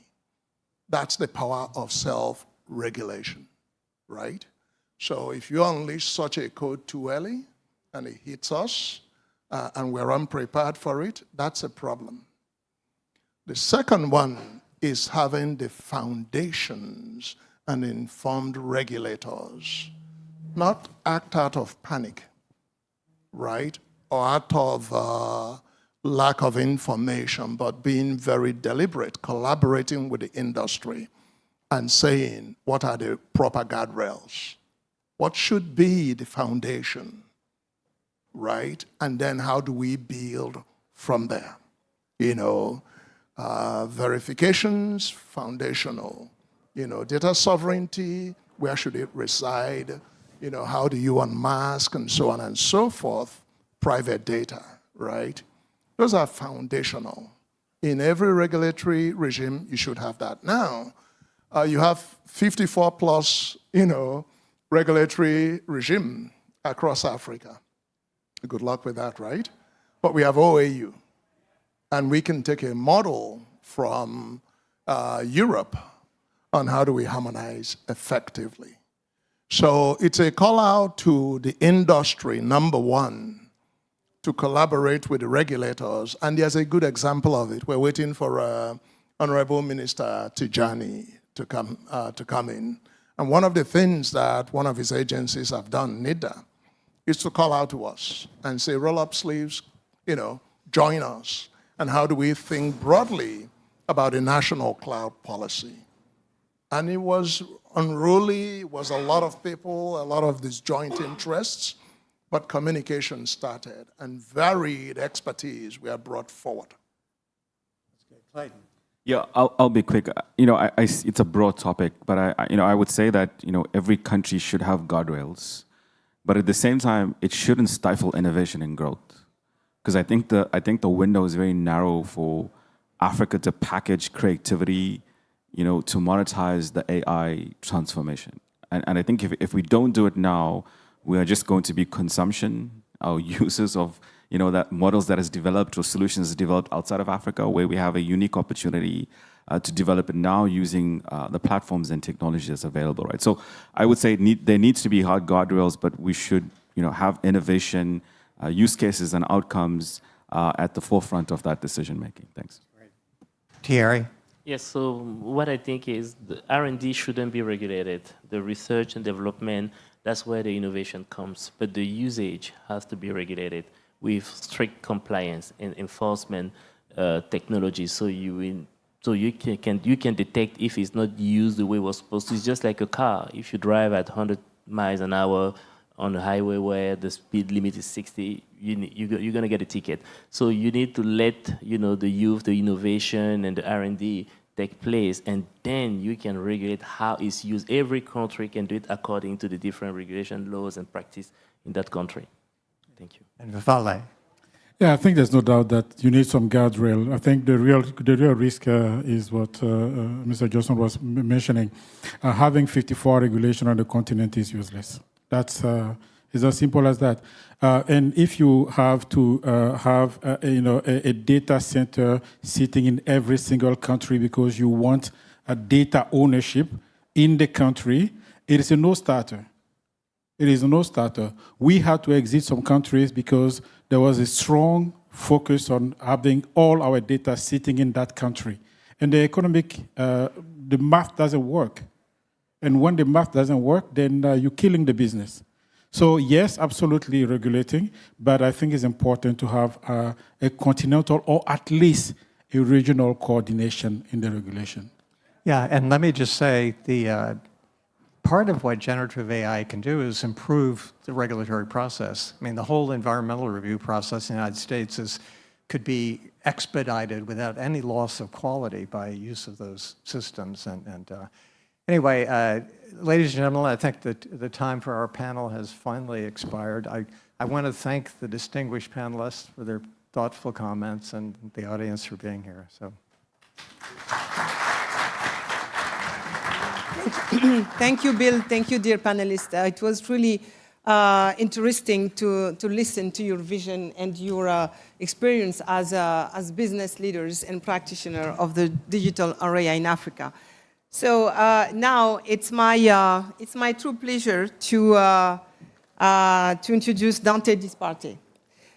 His scope of work and ambition for the continent is so large that our next keynote speaker could open each of these forum panels, whether it's energy, connectivity, finance, or culture.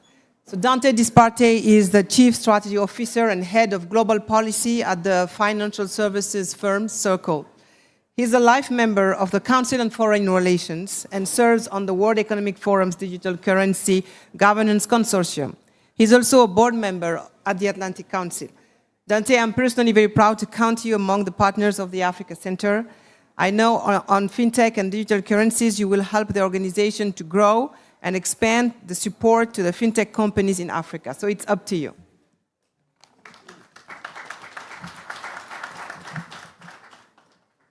Thank you all, and thank you, Ambassador Rama and Yade, for the kind introductions, the kind words.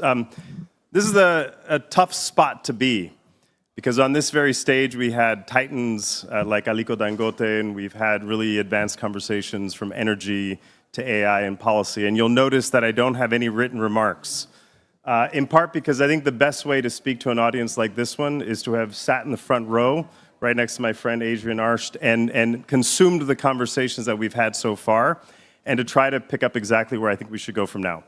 And so one part of my conversation is a warning for anybody who is listening, and obviously through an Atlantic Council stage, we can inform policymakers all over the world that we have to be really, really careful that the continent of Africa, number one, not monolithic, doesn't inherit a tragedy of the digital commons, because the very people and the very finance ministers and central bank governors and regulators who are gathered here in Washington this week might tell you to avoid a category of activity that was born in sub-Saharan Africa and that has had the best proving ground in sub-Saharan Africa because it is perceived to be too risky. And that category of activity is internet-based or device-based financial services. There's a total revolution taking place today in the world that I live in, a world where we went from zero to financial availability in more than 185 countries, a world where over the past 5 years we've processed more than $30 trillion in payment activity in a global open basis, is a world where increasingly African finance ministers, central bank governors, and others are being told it is too risky. Or worse yet, you don't have the capacity to effectively regulate this. Or worse still, if you did, it could potentially be a haven for corruption, bribery, or fraud, and continue expanding this extractive operating model of being connected to the global economy. So that's one storyboard, which is a storyboard of technology equals risk. Another storyboard, however, is if we lean in and we abandon technophobia and we think in terms of opportunity, then what can we unlock, especially in the sub-Saharan African context? So I know Africa really well. I used to run automotive businesses across 32 countries in sub-Saharan Africa. Products that get stuck in customs, products that once they're delivered, you're not getting them back, and if something goes wrong, it's pretty costly. I also ran insurance businesses across the continent and helped promote the notion of investing south of the equator, because there's no such thing as a bad risk if you like a sector, because all of the potential risks of a country can be fully insured and fully insurable. Totally underutilized capacities that Aliko Dangote also brought up. The perceived risk is always greater than the real risk, and the only bad thing with risk is a risk that's mispriced. And so herein, in my view, lies the opportunity, and Ambassador Yade promised me that I would be brief, and so I'll try to deliver where I think the opportunity lies. There is a revolution taking place in financial services. For the first time ever, the concept of being banked costs little more than a basic internet-connected device. And this is not just an issue for the sub-Saharan African context. It's an issue of global scope. The very first of the Sustainable Development Goals is to eradicate extreme poverty. How do we do that? if to be banked incurs the infrastructure of brick and mortar banking? How do we do that if the financial rails on which money moves are closed? Imagine the utility value of your email account if your Yahoo couldn't send an email to Hotmail, couldn't send an email to Gmail. And so the world's payment systems are encumbered by a lack of competition on the one hand, because guess what? The second you create a financial monopoly or a duopoly, it's very hard to break. And duopolies don't break on their own. They break either because of regulation or they break either because of competition. And then the last piece of the puzzle is we now have at the hands of everyone tools that are entirely open source to create digital wallet infrastructure, to create financial access of world scale. When I was recently with the former governor of the Central Bank of Kenya, he said, you know, I thought it was quaint that the United States of America resorted to sending checks to people during the COVID-19 pandemic. This was I was acutely aware of this risk once upon a time. I used to sit on the American Emergency Response Agency, FEMA's board, and watched as a fortress nation like ours was brought to its knees by something that didn't check in through Homeland Security or TSA, a pandemic. And so the vulnerability of these systems matter most when you need them most, which is that better, faster, cheaper payments, I think should be enshrined as a basic human right.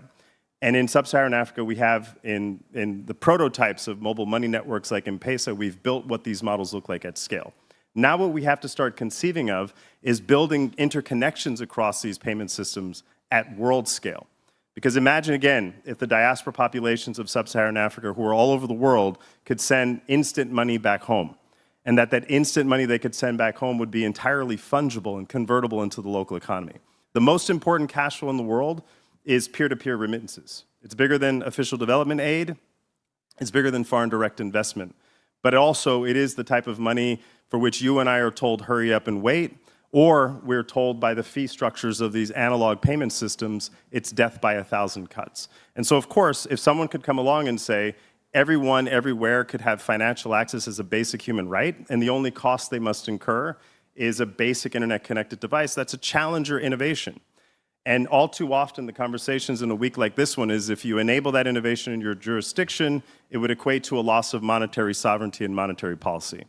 At the earlier breakfast we had with central bank governors and ministers of digital transformation and others, I see the glint in the eyes of these leaders that this is an opportunity to be harnessed as opposed to one to be feared. And so with that, I'm incredibly encouraged by the conversations we've had thus far. We will remain, as a company and me as a board member, deeply engaged with the Africa Center because the Atlantic Council, in a world and in a city full of think tanks, it's a peerless institution. And any one of its centers on their own are peerless as well, led by peerless leaders like Ambassador Yade. So it's a real honor and a pleasure to be with you today. But I would just leave you with that last message. The next time someone tells you, don't engage in modern digital finance, don't engage in digital assets and the ecosystem conversation that this enables, ask what their motives may be, and remember the history of the continent, and remember that the continent is the proving ground for financial inclusion at scale through mobile money networks. And what we now need to do is encourage connectivity across those networks at the policy, the technology, and the central bank level. It's a bigger opportunity than it is a risk, and to do nothing is a risk itself. With that, thank you so much.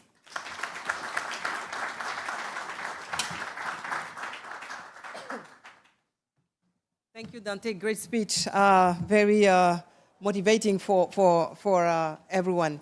So now I am really pleased to welcome the third panel. The third panel on From Culture to Capital, Creative Industries and Sports as Growth Engines. So this is a very important conversation on these new emerging markets, and I would like to invite Janine Scott, our Africa Center Senior Fellow, who will moderate this conversation, to join the stage. She will be with a few speakers. Mohamed Issa, Global Head of Venture Capital and Direct Investment at the International Finance Corporation. I would like to invite Mehdi El Khatib, Managing Director at Mohammed VI Polytechnic University, Global Hubs in New York.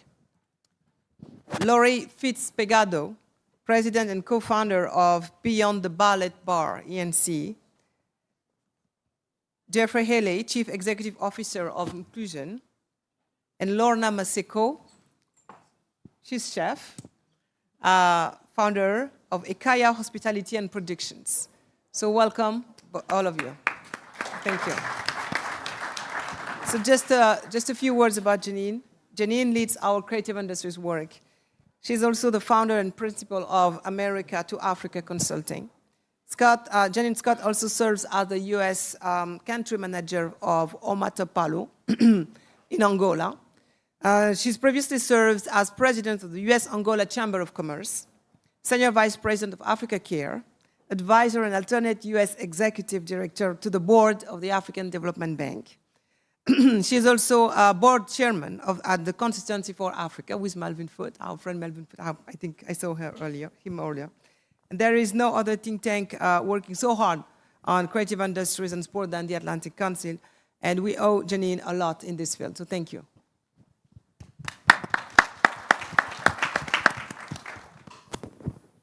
Okay, it's on. Good morning, everybody, and thank you so much, dear Rama, for that. As she rightly says, the Atlantic Council has been at the forefront of DC think tanks in the realm of promoting creative industries as engines of economic growth. In fact, we're the only think tank in Washington that has a program in this sector, and we've moved to include sports in our programming as well. One of our recent reports cites that the creative sector could create 20 million jobs and generate $20 billion in revenue per year in Africa. And the sector can address annually the increasing job gap resulting from booming demographics, with 18 million jobs needing to be created per year. With new opportunities emerging from the prevalence of mobile revolution, growing digital infrastructure, culture and the creative industries and sports offer unique market and value propositions for Africa. Our topic, as she said, is From Culture to Capital, Creative Industries and Sports as Growth Engines. She's told you who our panelists are. I hope you can look up their bios after. They're a really stellar group of people. And since it says From Culture to Capital, I'm going to start on the culture side, and I'm going to start with Lorna, who's at the far end. Lorna Maseko from South Africa. Lorna, you've been a creative all of your professional life in many realms, starting in ballet, but transforming to a global brand spanning media, product development, hospitality, and strategic cultural programming. Talk about your transformations that you've gone through, pivoting within the arts itself. All right, good afternoon, everybody. Thank you so much, Janine. So I actually started off as a ballet dancer, as you said, at the age of 9. Became the first dancer of color in South Africa to ever do a lead role. So Don Q, Nutcracker, Swan Lake, the works. Which was pretty phenomenal, I think, at the time. And when I decided to resign at the age of 23, most people don't resign at 23, but as a dancer you do, I decided that I wanted to go into TV hosting. And so was lucky enough to work for one of the top lifestyle magazine shows in South Africa called Top Billing, traveled the world, which was absolutely amazing, interviewed like really big stars and fell in love with food along the way. Decided that this is what I wanted to do. So I entered a competition, Master Chef in South Africa, got into the top 6, and decided that this is what I was going to do. I remember like leaving very dramatic, as TV wants you to do at times, and crying and thinking, oh my gosh, this is over. But leaving really convicted by, I loved the adrenaline. I love that it still is within the creative space. And I guess having been a ballet dancer, and we spoke about this behind the scenes at the back, that, you know, being a chef or being in the culinary space requires the same kind of discipline and perseverance that ballet has. And so, yeah, so I guess I like to, you know, I say I went from a spatula to, well, from point shoes to a spatula, and, you know, really choosing careers that are difficult, but, you know, I guess I love the drive, and I love, you know, breaking boundaries, having come from a township in Alexandra, which is one of the poorest townships in South Africa, and really just trying to do the best I can, really. And you really are an entrepreneur today. You've turned yourself from a dancer and gone through a number of changes. The verticals that you've noted in your work, particularly in the culinary industry, there are several different ways that people can become involved and become entrepreneurial. Yeah, absolutely. But what do you also find as some of the challenges? What are some of the verticals and what are some of the challenges in the culinary industry as a business that you would find? I think for me, because I've gone the non-traditional route, so I joke around and say I'm not a beauty school dropout. If you know the movie Grease, I'm a chef school dropout because I was like, I don't like doing this. I'd rather just kind of like get into the kitchen and learn. And that really stems from, as a ballet dancer, if you want to learn how to do a pirouette, you're not going to go read about doing a pirouette. You're going to go do a pirouette until you perfect it. And so I've kind of applied the same principle being a chef.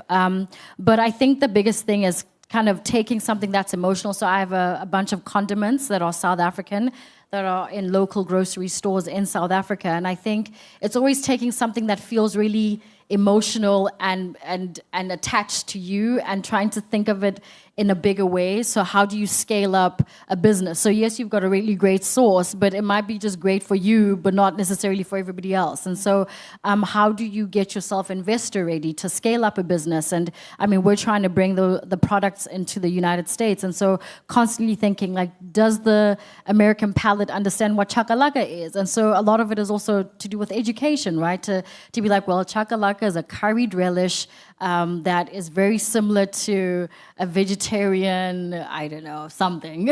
And educating your consumer about this product that you absolutely love and you think it's great, but you might have to call it something else. It might not be chakalaka, it might be chakalaka, a curried relish, so that the people you're wanting to tap into understand. So education is part of it as well, yeah. Your clientele is something that's also a big part of it. So Lori, staying in the cultural space, not uniquely, but in the cultural space, you've been your career's been shaped by culture and diplomacy for many years. You started as a U.S. diplomat, you were Director General of the U.S. Foreign and Commercial Service, and you consistently drew throughout your life, learning again from the rigors of ballet. Oddly, we have two people who have come from the ballet sphere here today. But as founder and director now of Beyond the Ballet Bar, can you speak to us about how your return to dance education is being used to transform ballet globally? Thanks, Janine. I believe that ballet is a global language and that it has many, many dialects. And those dialects reflect the realities of the places that it's practiced. And it has been a very traditional white European dance form where people of color have not known a lot about it and definitely have not been let into the doors of schools, of companies, of management structures. So starting like Lorna, and I'm so honored to meet her because I just got back from South Africa from the company she danced with by taking some students and teachers there for an exchange. People do not, in the US, see it as a route for what it does, and it develops life skills, whether you become a professional dancer or not. And people did not know that my secret sauce was ballet throughout my career. It was revealed only a few years ago when I wrote a book about how dance influenced my success. And so, like Lorna, I began as a child at age 4 or 5, studied throughout my life, performed with 2 companies, and retired at about 25, a few years after you did, because it is a rigorous, rigorous life. But I did dance in the Dominican Republic with the Dominican Ballet Company while I was a cultural affairs diplomat at the U.S. Embassy. So things can be, they can be combined, and now that I have the nonprofit Full Circle, I'm trying to help children of color, not just in the U.S., but around the globe, have opportunities and understand how these dialects can be applied to this global language. So you would say that it's not just a cultural thing, though. You would also say that it's a sport. You always say that ballet dancers are extreme athletes. They're elite athletes, but that there's also the business and management perspective behind the scenes. Absolutely. Yes, to be a ballet dancer is to be an elite athlete. And people don't understand that, see it, and they don't provide the same support nor the salaries that athletes receive by getting endorsements. Misty Copeland perhaps is the first known ballerina to have an endorsement with Nike. So she has proven and shown that it is an elite athletic ability that's required for ballet, which is probably the most rigorous form of dance.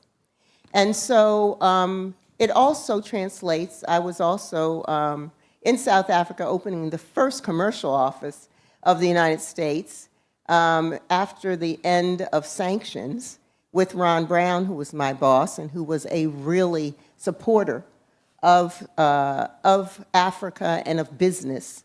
And so I'm able to take all of those skills and apply them to how I want to communicate and build support throughout the world in the commercial arena. And it's got to come from companies.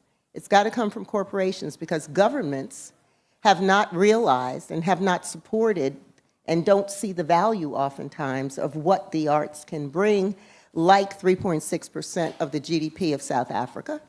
And these are things that are building the number of people employed. And I will take my hat off to Anglo American, who in South Africa has just invested in a major arts cultural center where my students were in a studio training with Johannesburg Ballet aspiring dancers just 2 weeks ago. So if you had, if you had to come up with a quick strategy, what would you tell some of these potential investors? It's up to you to basically support the future of the arts, whether it's ballet, whether it's the creative sector in general, because it is consistent. It is, in its name, creative. When you look at what happened during COVID and who bounced back the quickest and who was doing creative things virtually in the creative space, it was artists. And artists do provide opportunities for employment, and we have to do it from the top, from the level of artistic directors, through school directors, through having students there, and we're training, we're creating life skills that are applicable to your corporate business. And you should stand up and support it, because it's not going to come from anywhere else. Thank you, thank you.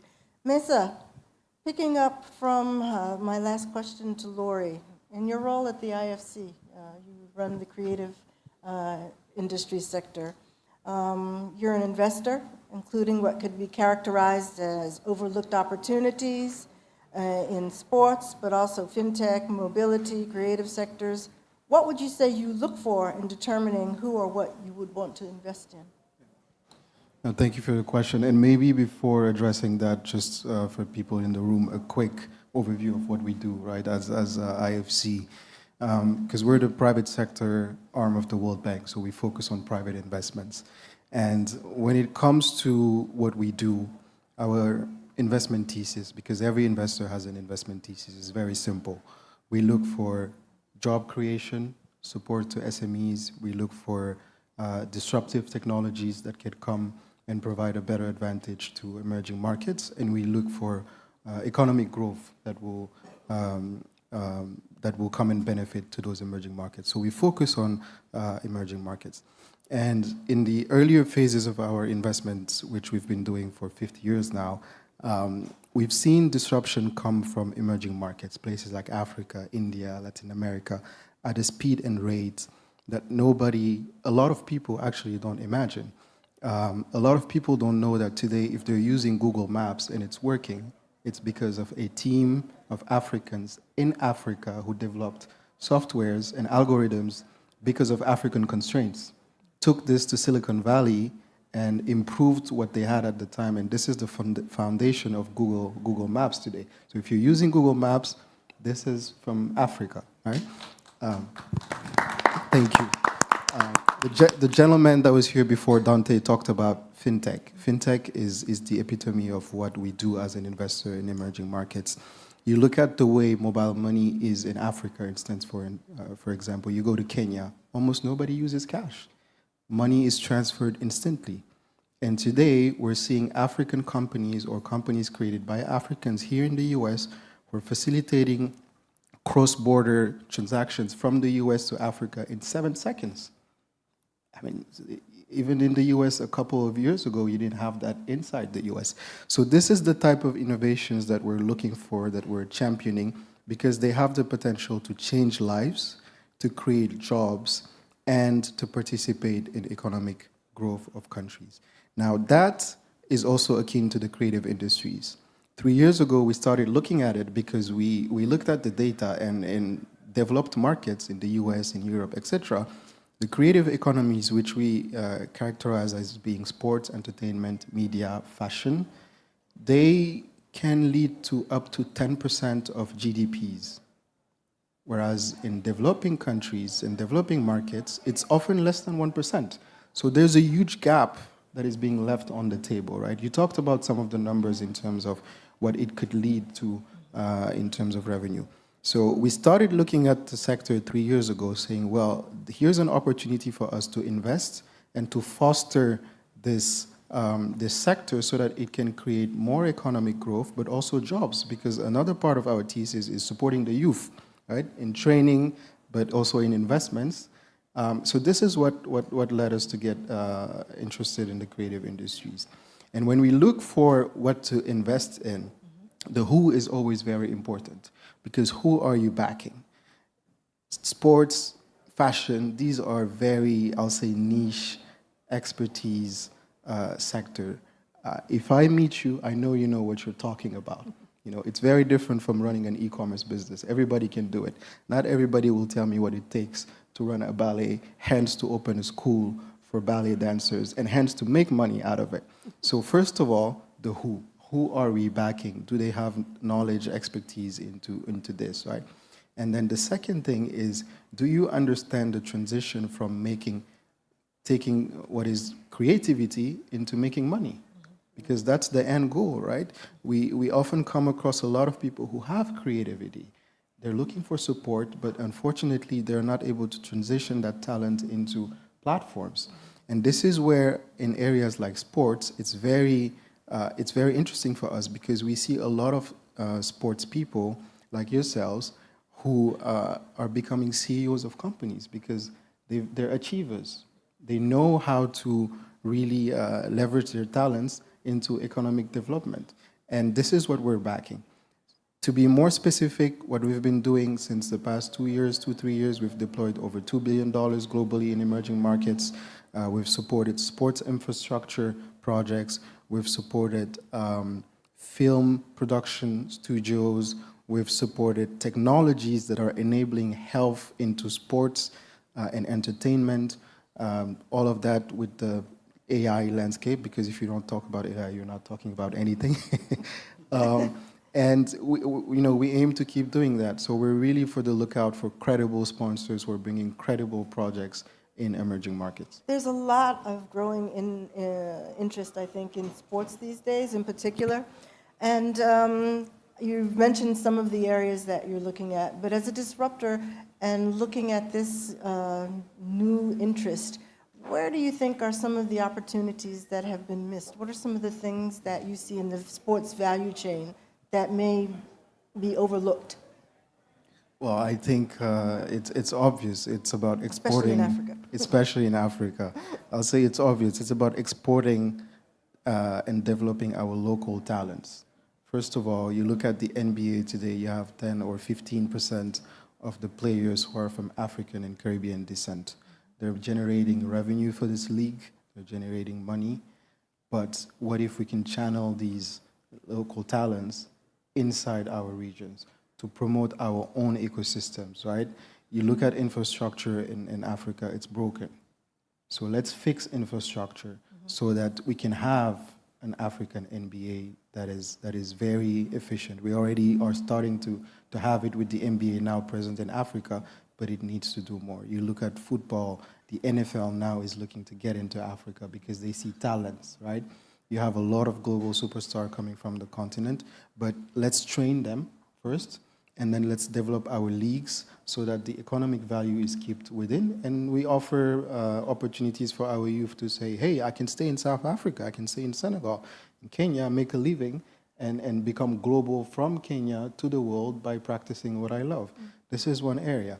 The other area, obviously, is about distribution. We need to invest in distribution, because if you're not establishing the right distribution channels, you're producing African movies, but they're not being seen. It's great that Netflix is in the continent, but Netflix is not going to be the platform that will distribute our stories the best way possible. If you go to the Middle East right now, the number 1, 2, 3 streaming platforms are local streaming companies. Netflix is number 4, right? Because they've understood that they needed to invest in their own infrastructure so that they can tell their own stories and bring that locally and globally. The same in Japan, the same in Turkey, right? So those are some of the missing opportunities that we're seeing. I'm going to keep on with my capital people. So Jeff, you're the founder and CEO of Inclusion. You're a fintech company dedicated to expanding financial inclusion in underserved and emerging markets in particular. In providing your financial services, what are the impacts that you're hoping to achieve? Is there a core insight that you look for or that you have when you're looking for some of these underserved or overlooked opportunities for who you want to invest in or who you want to work with? Absolutely. Good morning. Hello, everybody. My name is Jeff Haley. I'm the founder of a technology company based in Silicon Valley. And we build financial services for people who have never used a bank account before. But as opposed to doing that digitally, we do that with infrastructure on the ground, exactly to the point you just ended at. The African continent today is the home of mobile money. It is the birthplace of digital money. Coming from the world of cryptocurrency and stablecoins, Africa was doing this before Bitcoin. In fact, it has the capacity not only to do this bigger than the world, but to lead the world in doing this. So to your question on impact, we focus on building infrastructure across countries that have never seen banking infrastructure from a traditional sense. But just because commercial banks and branches and things of this nature are not across the continent today, does not mean that the African continent hasn't been saving. People save with informal financial services. There is a rich tradition across the continent using things like rotating savings clubs, Susu in Ghana, Adashi in Nigeria, Likelemba in Congo. This is what financial services looks like for 1 billion people around the world today. Mobile money was the first step, but the next step is that impact in bringing things like financial technology to increase the gains that mobile money has made for access to credit, access to payment systems, access to credit scores. People can start a small business with. The type of knock-on effects that you get from building financial infrastructure to reach a 7-year-old woman who has never used a bank account before, who uses a mobile money account today, but can reach someone in a street market stall from Accra to Abidjan. This is the future of financial technology on the planet, and Africa, not the United States, not the developed nations, will lead that innovation and adoption across the world. Fantastic, because I was going to ask you if there were things that Africa can teach the world when it comes to money and banking, and so I think you're actually spot on in terms of the remarks that you've just made. And so I guess that you're considering both small businesses as well as individuals when you look at some of the things that you provide your services for? Absolutely. So we operate several thousand brick and mortar locations in many countries today.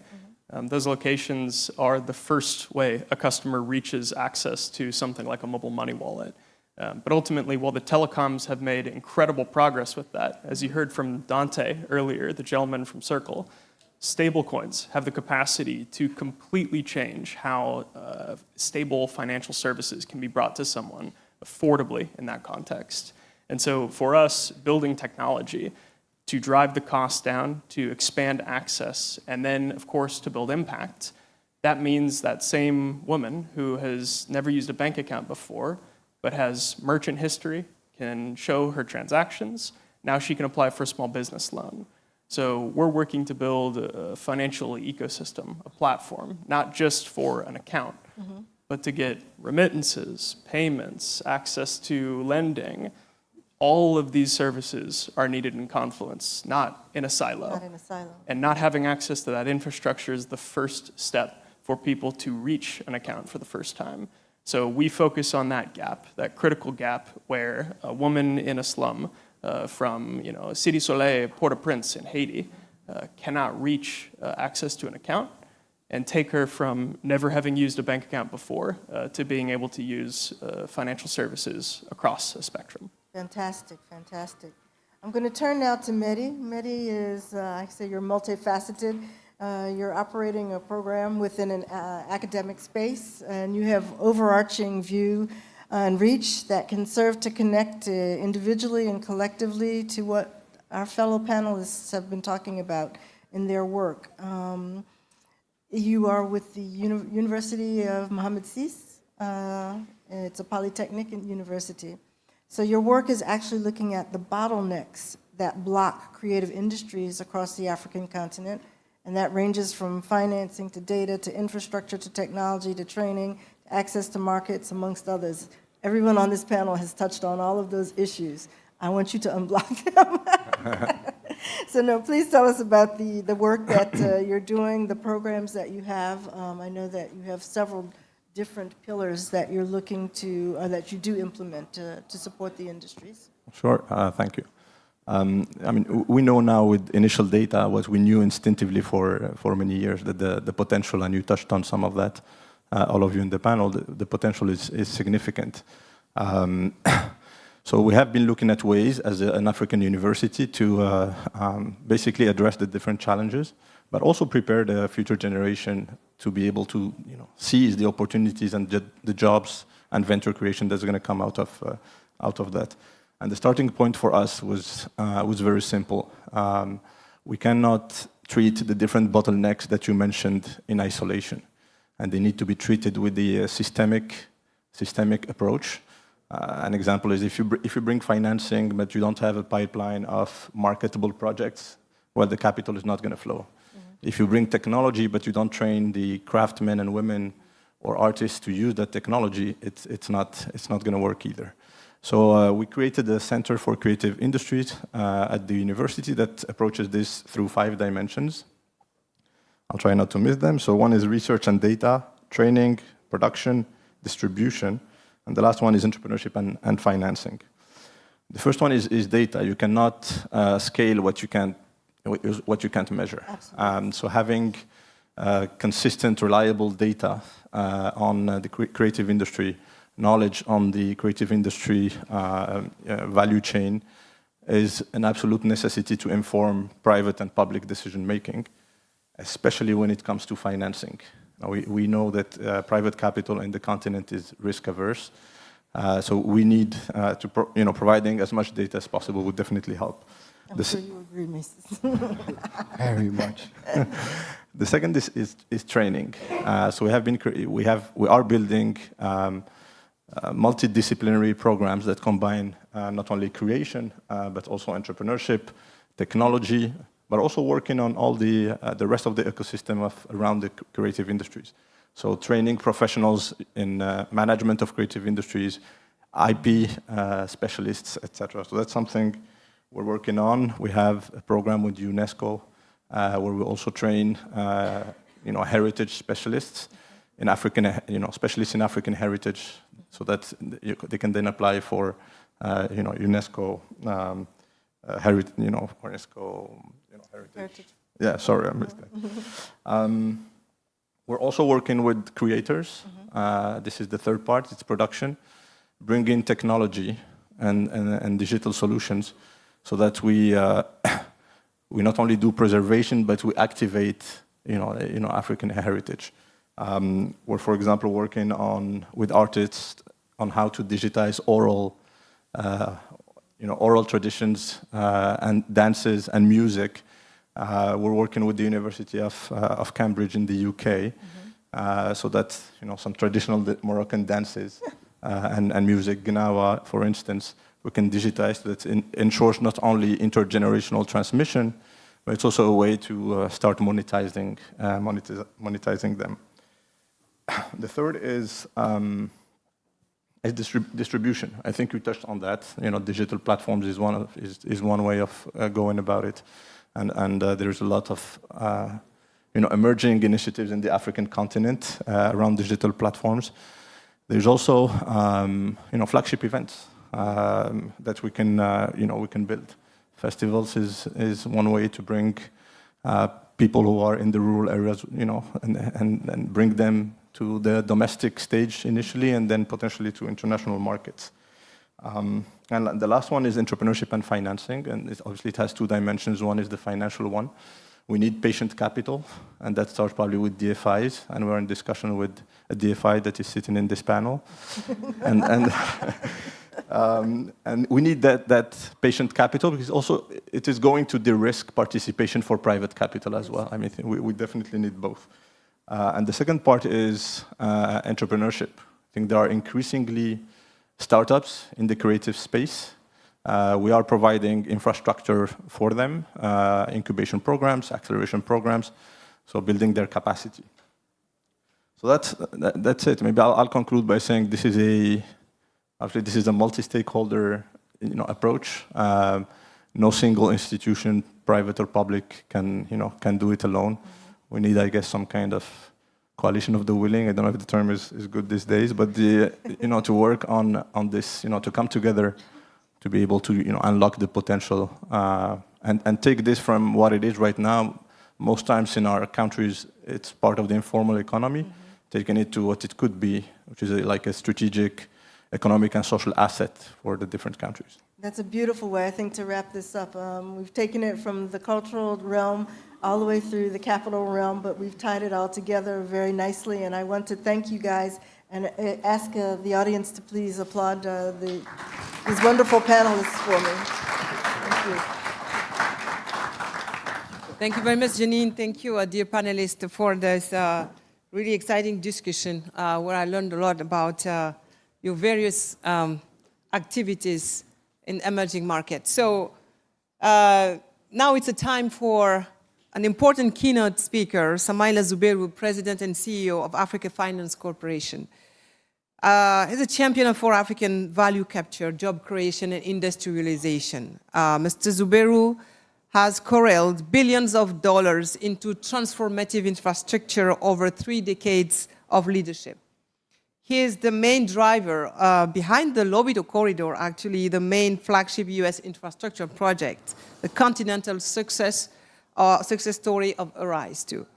Mr. Zubeiru has overseen a doubling of country membership, a tripling of investment, and more than a tripling of profits by year-end 2024. Under his leadership, AFC has earned multiple accolades. Mr. Zubeiru chaired the Alliance for African Multilateral Financial Institutions too. Samaila, you are opening maybe the most expected discussion today, featuring finance ministers so key in their governments. 3 of them will be represented later. Mr. Zubeiru, in the context of the Iran shock, how do you see African strengths? What is the work you have been doing throughout these past years for the industrialization of the continent? Over to you.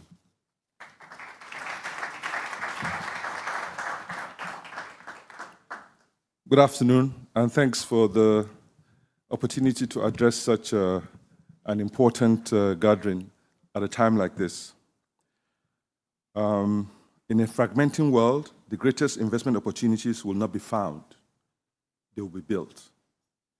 Africa has made its choice. We will not wait for the future to arrive. We will build it now.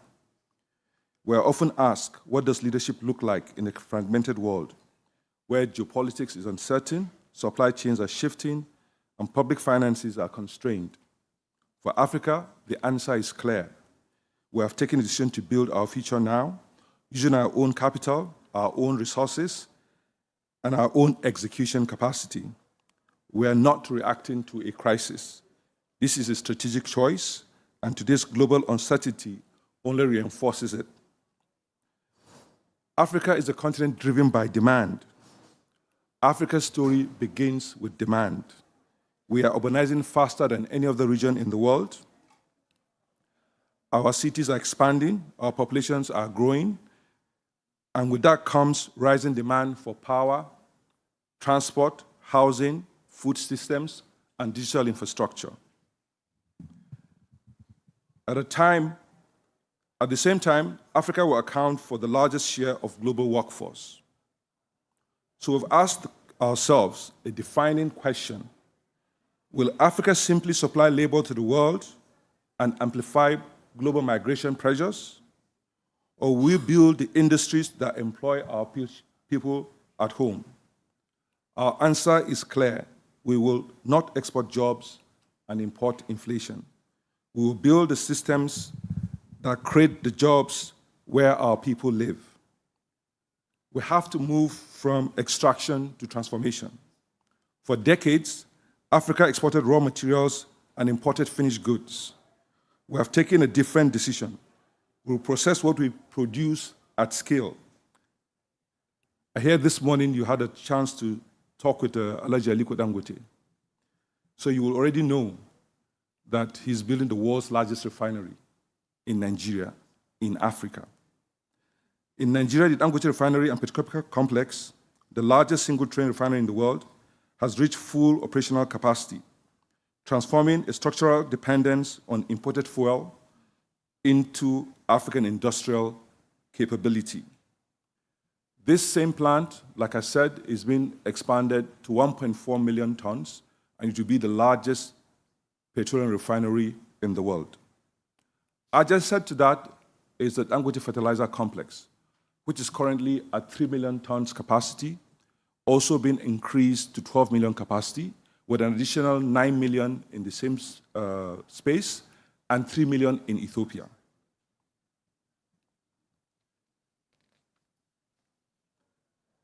These are not isolated investments. They represent a broader shift from exporting raw materials to building industrial ecosystems, building at scale, energy, industry, and institutions. Across the continent, this model is already scaling. Platforms such as Infinity Power have grown from 200 megawatts to over 1.3 gigawatts of operational capacity. I see my friend Miguel here, who facilitated that transaction. With 1.5 gigawatts under construction and a pipeline exceeding 5 gigawatts in just 4 years, laying the foundation for expanded low-carbon energy access across the continent.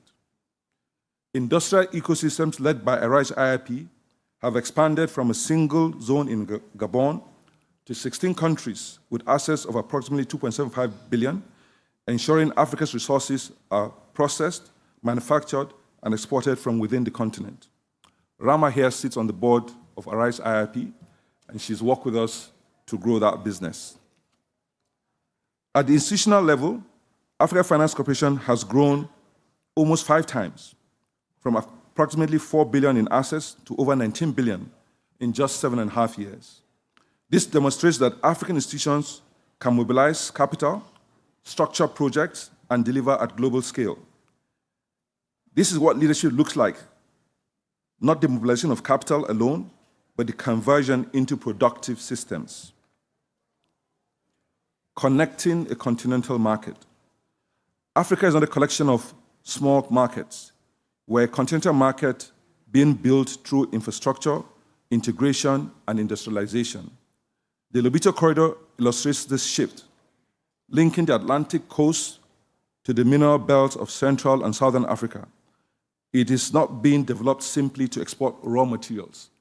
We're ensuring that we're building industrial value chains within the zone. And I'll take some time to explain that. So as far back as 2021, we did a study on the battery minerals value chain.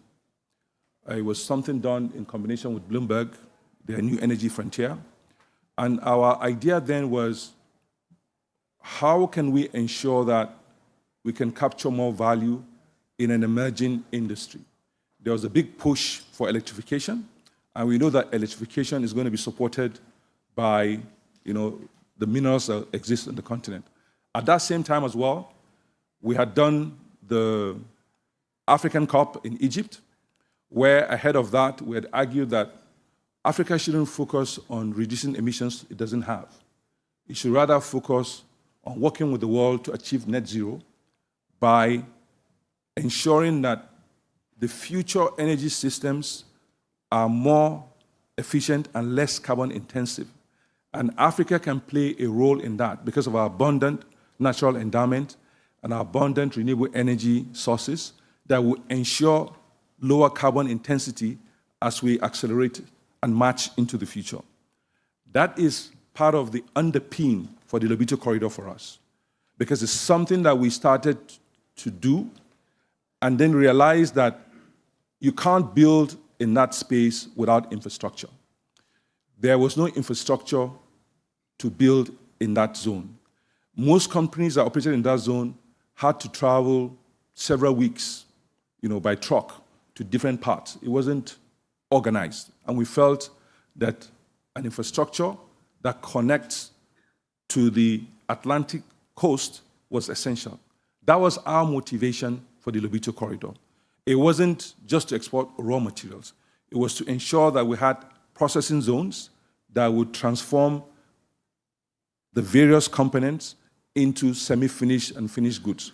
It was also to ensure that the significant harvest in countries like Zambia don't go to waste.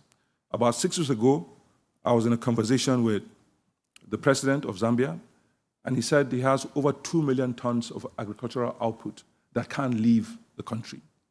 Now, Lobito Corridor is part of how that moves. We also have significant mining activity in that space, and the input into those mines would come through this corridor. On average, we're estimating something like 3 to 5 million tons required on this. We have signed up 1 million tons already with various parties. We have line of sight to additional 2 million tons. So we continue to accelerate this project. We've completed the feasibility studies. We've completed this environmental social impact assessment. We've actually completed the resettlement action plan that's required. So this project is well underway.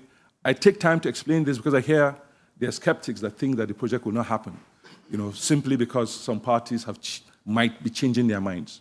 I want to assure you that this is going to be a demonstration of African capacity for massive transformational projects.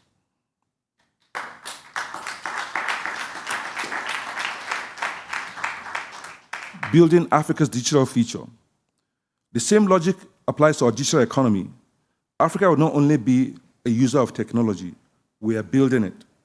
New ecosystems such as Itana are being developed as digital special economic zones for the age of AI, enabling companies to scale global digital services from Africa. At the same time, initiatives like Learn to Earn are training engineers selected from tens of thousands of applicants, providing intensive AI preparation at scale. We are not waiting to import talent, we are manufacturing it. These are two sides of the same bet, that Africa's youngest, fastest growing workforce is not a challenge to be managed, but productive capacity waiting to be unlocked. Our conviction is simple. If we get infrastructure and talent right, Africa will become one of the world's largest exporters of digital services in the age of AI. Not a consumer to the future someone else builds, but an engine of it. A choice that defines the future. Africa holds over 4.4 trillion in domestic capital pools. We have made a deliberate shift that capital must build domestic assets.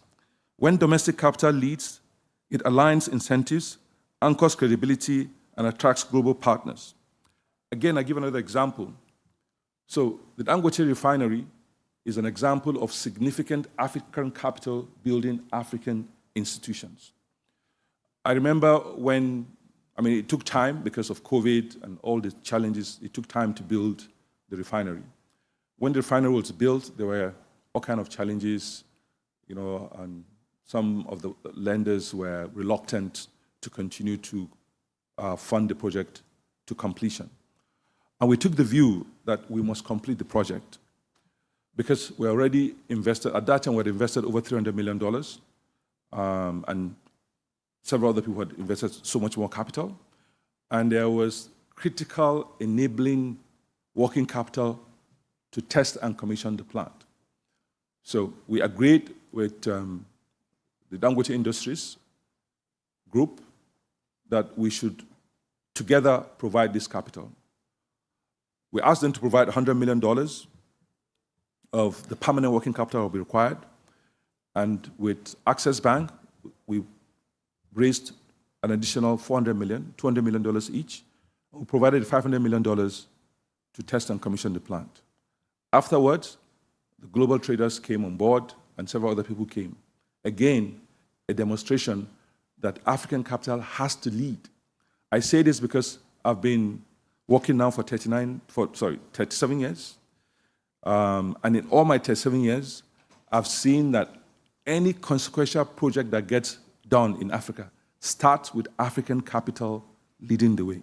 So the future of development must be led with African capital. And that is what inspired us to do the study, to determine that Africa has significant capital pools, and we must be looking at ways for transmission of that capital into productive sectors of our economies. So this is not about excluding international capital. It is about working with international capital to scale what we have.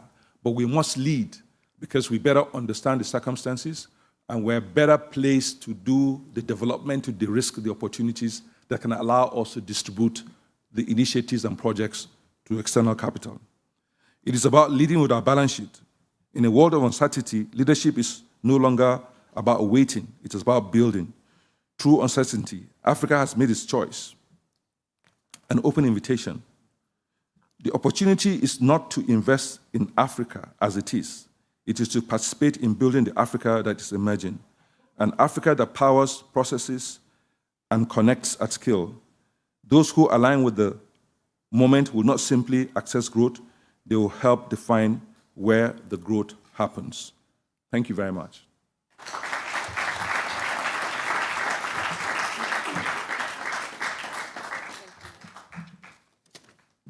Thank you very much, Samaila. It's a pleasure to hear your powerful vision. In a difficult context of shocks, it makes your work all the more important. So now, speaking of the Lobito corridor, we have two of our ministers, finance ministers of Angola and DRC, who are still stuck into a meeting about the Lobito corridor. Her Excellency Nardos Bekele Thomas, CEO of the ODA NEPAD, will be our next speaker. She will join this discussion we have titled Beyond the Iran Shock, Africa's Resilience and Long-Term Economic Strengths. So it will be a spotlight on the African Union. Since we are looking for the future, we have started this conversation with a fireside chat with Mr. Dangote. We'll close this forum with another fireside chat looking at the future of Africa through the African Union agenda. And I'm so glad to have Dana Banks moderate this conversation. Dana is a senior fellow at the Africa Center, Atlantic Council. She's a former senior foreign service officer with over 25 years of experience. She served as senior advisor to the US Chamber of Commerce Africa Business Center. She served at the White House as special assistant to the president and senior director for Africa at the National Security Council. I have to take my breath because she did so much. And she was the force behind the US Africa Leaders Summit in 2022 here in Washington, D.C. Dana, Her Excellency.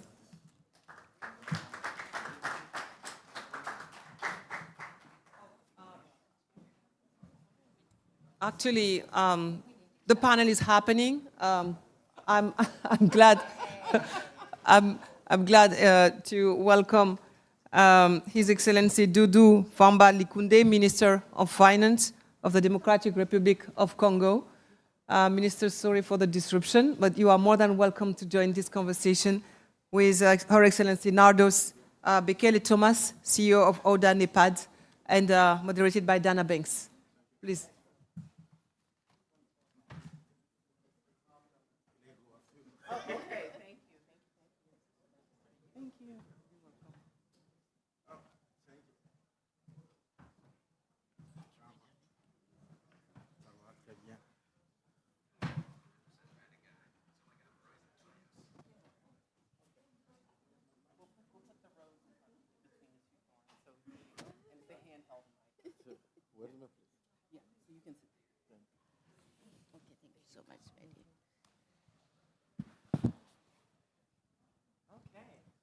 Wonderful. Good afternoon. It was just at the right moment when the minister walked in.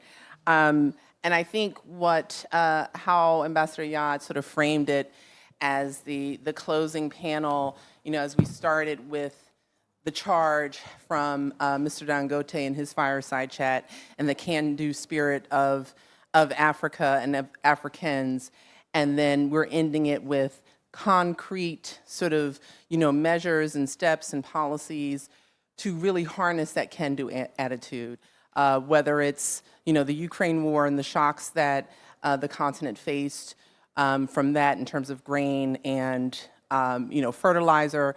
Mr. Dangote spoke about that, or now presently facing the shocks from the Iran war. I think no matter the challenge, the African continent, the people, the will meet the moment with strong institutions, with strong ministers, and strong governments to help keep the continent moving forward. So it's within that light. Maybe I'll start with you, Madam Begele Thomas, talking a little bit about Auda NetPad and how you are meeting this moment, sort of, implementing the African Continental Free Trade Area, the AFCFTA, to really help the continent coordinate and provide that long-term strategy. Thank you very much, Dana. It's so wonderful to be here sharing this platform with two wonderful people. The minister here, who is, in a way, my boss. They are all my bosses, all these member states and their ministers, the governments, and you, Dana. Well, the African Union, first of all, is just, something that is not heard a lot about, but is such a wonderful instrument for the transformation of Africa. It's not the OAU, it's the African Union, and it has got so many organs that are specialized organs to make sure that the different aspects of this transformation journey are really well realized. My organization, which is the African Union Development Agency, is a premier development agency which has got an amazing political muscle, 33 heads of state and governments, leading this organization. I report to all the 33 heads of state, which is very important. So that shows you the level of importance they have attached to development. And, is an organization mandated to coordinate all development activities, understanding the fact that for over 60, 70 years, there were many projects. Africa was overcrowded with projects and, programs, and, the impact has not been felt, and therefore coordination being one of the things. The second is to implement all the priority programs, to mobilize the necessary resources for these priority programs, and to ensure that we monitor and evaluate and assess and fill in the gaps. And also the last one is knowledge management, which is so critical because Africa really is endowed with so much knowledge. There's so much going on in each and every country. Actually, some of the innovations in Africa lead the world. They go out and they come back. And therefore, how do you really harness this and keep them to foster and promote Africa's development? And in that, lies, some of the instruments that are put in place, the AFCFTA, which you talked about, which is very critical and very important for the audience here. But the AFCFTA alone will not do the thing. There should be industrialization. There should be infrastructure. There should be power. There should be, human capital development. And all these are, programs that we have to pursue and we have to develop. For example, in infrastructure, as you know, we have got the frameworks that are there. The program for infrastructure development for Africa, there are 69 projects that would connect Africa. Transport, water, digital, and also energy.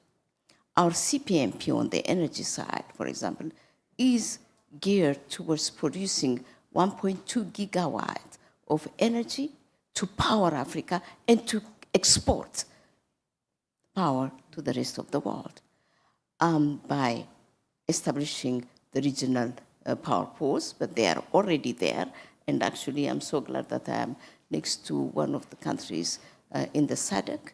It's working, and creating the market for this energy and making sure that the generation of power is there, but also the transmission lines are put in place so that Africa can, market and exchange power. This is very interesting, Donna, because I came 2 years ago and addressed the Milken Institute, and I was presenting the CPMP. And when I was presenting our Continental Power Master Plan, and now when I was talking about our regional power pools and how we're establishing the regional marketplace for marketplaces, they were really astounded. Because sure. in America, there isn't this thing. So these are the things. The CADEP, the Comprehensive Agricultural Development, is looking at irrigation. Our corridor on infrastructure is looking at, like Sumaili just talked, is not just building roads, building transport, but building economies around that. So we are trying to see on how we can transform this. Now, talking about this situation, briefly? Yes, briefly. Okay. Briefly, talking about this situation, what we can do is, we have been talking about it, and just yesterday, actually, I was looking at, talking to some people and jotting down some of the things that we need to do. Is first of all, we need to release, we need to have a liquidity response for those countries that are very weak. Right. And this liquidity response could be, coordinated by the Alliance of African Multilateral Development Banks, which are there. Yes. These are 17 financial institutions that have gathered together to support our work, the AUDA. And, they don't need any new money. What they can do is really unlock the emergency funds that are there in the AFDB, in the Gulf Crisis Response resources that are there in the Afrexim Bank. And all these, emergency responses could be coordinated and be availed to needy countries. The second one, what we can do is the PAPS, the Pan-African Payment and Settlement System. We can activate that immediately so that, intra-African settlement of essential goods, on fuel, on fertilizers, could be on food, could be really facilitated as soon as possible. And that we talked with, unfortunately, Wamkele is not there, with Wamkele, and he's trying to do that. Secretary General of the Secretary African General of the AFCFTA. Then the joint procurement and strategic releases. And this is very important because if there are pool procurement, then, of course, it's the economies of scale, and countries would benefit from that. And the border operations, could be facilitated through the ongoing one-stop border post, especially for goods that are very essential. These are very important things, including the supply chain redirection, where, we can use, other means of really getting our supplies. And all these are within our reach. And there is discussion, and our member states are aware of that. If I could pick up just on that point, on the supply chain point, as I turn to the Honorable Minister, and thank you for that, for laying that out, Madam Bekele Thomas. I think that what we've heard all day, all morning, is about, this excitement and this can-do attitude across the continent, and the fact that the resources are there. But in these moments of sort of crisis is when they really come to bear and come to the fore, and that's when you realize who and how you can implement them. And so as I turn to you, Honorable Minister, and we talk about what you're doing in the DRC, I would be remiss, because a few others have mentioned it this morning, and because it is really monumental, if I did not mention the recent Eurobond issuance with the DRC. Yes, that deserves a round of applause. $1.25 billion, over 4 times oversubscribed. I mean, it's just fascinating. So please, I welcome you to talk just a little bit about that, and to also talk about, as we were ending on the note of supply chain, how central really the DRC is to critical supply chains for critical minerals. We talked about that a little bit earlier on one of the previous panels. But how is the DRC leveraging or better leverage your position to build resilience, as we were talking about, this resilience in this time of crisis, so that you're not exposed to increasing external shocks? Thank you so much for the share and for this platform. On this beautiful day, we would like to address the audience by saying that critical minerals are strategic assets, but what is more important is what we build around to have a resilient economy.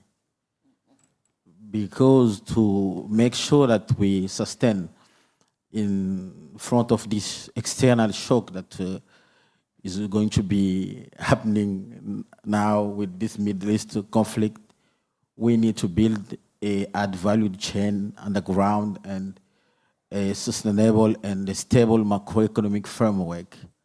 This is the beginning of everything. Keeping working on reforms and trying to attract more FDIs like we did from 2019. Talking about the macroeconomic framework, let me share with you that last year we've been talking about changing the narrative of DRC in Atlantic Council. I've been telling people that let judge countries according to their metrics and the performance, but not on what the media are saying outside. And this Eurobond that we've issued are showing exactly what I've been telling people, that the DRC is a strong and resilient economy with an average of GDP growth of 7% over these 4 past years. And for the next coming 5 years, we're going to turn around 5%.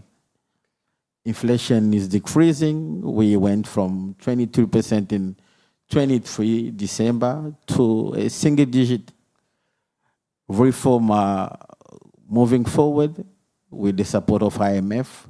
We've achieved the first formal program in April 2024 and embark in the second one that we are dealing with IMF, and a second review have been concluded. We're heading to the third one next month. So with all of this reform that have been set up, we went into the market and show the world that we need to be judged on our performance, and issued a bond of 1.2 billion with oversubscription of 4 times. We reached an amount of 5.3 billion on the table. This was huge for the country. Exponential. Yeah. Then we trying to bring some balance in the economy, making sure that the non-mining sector come up with a huge number, as we are saying it now, according to a policy of diversification of the economy that we are implementing in the country. So the leadership of the country is aware that our people, we are a country of 110 million citizens. All of these people are sometimes thriving in huge poverty.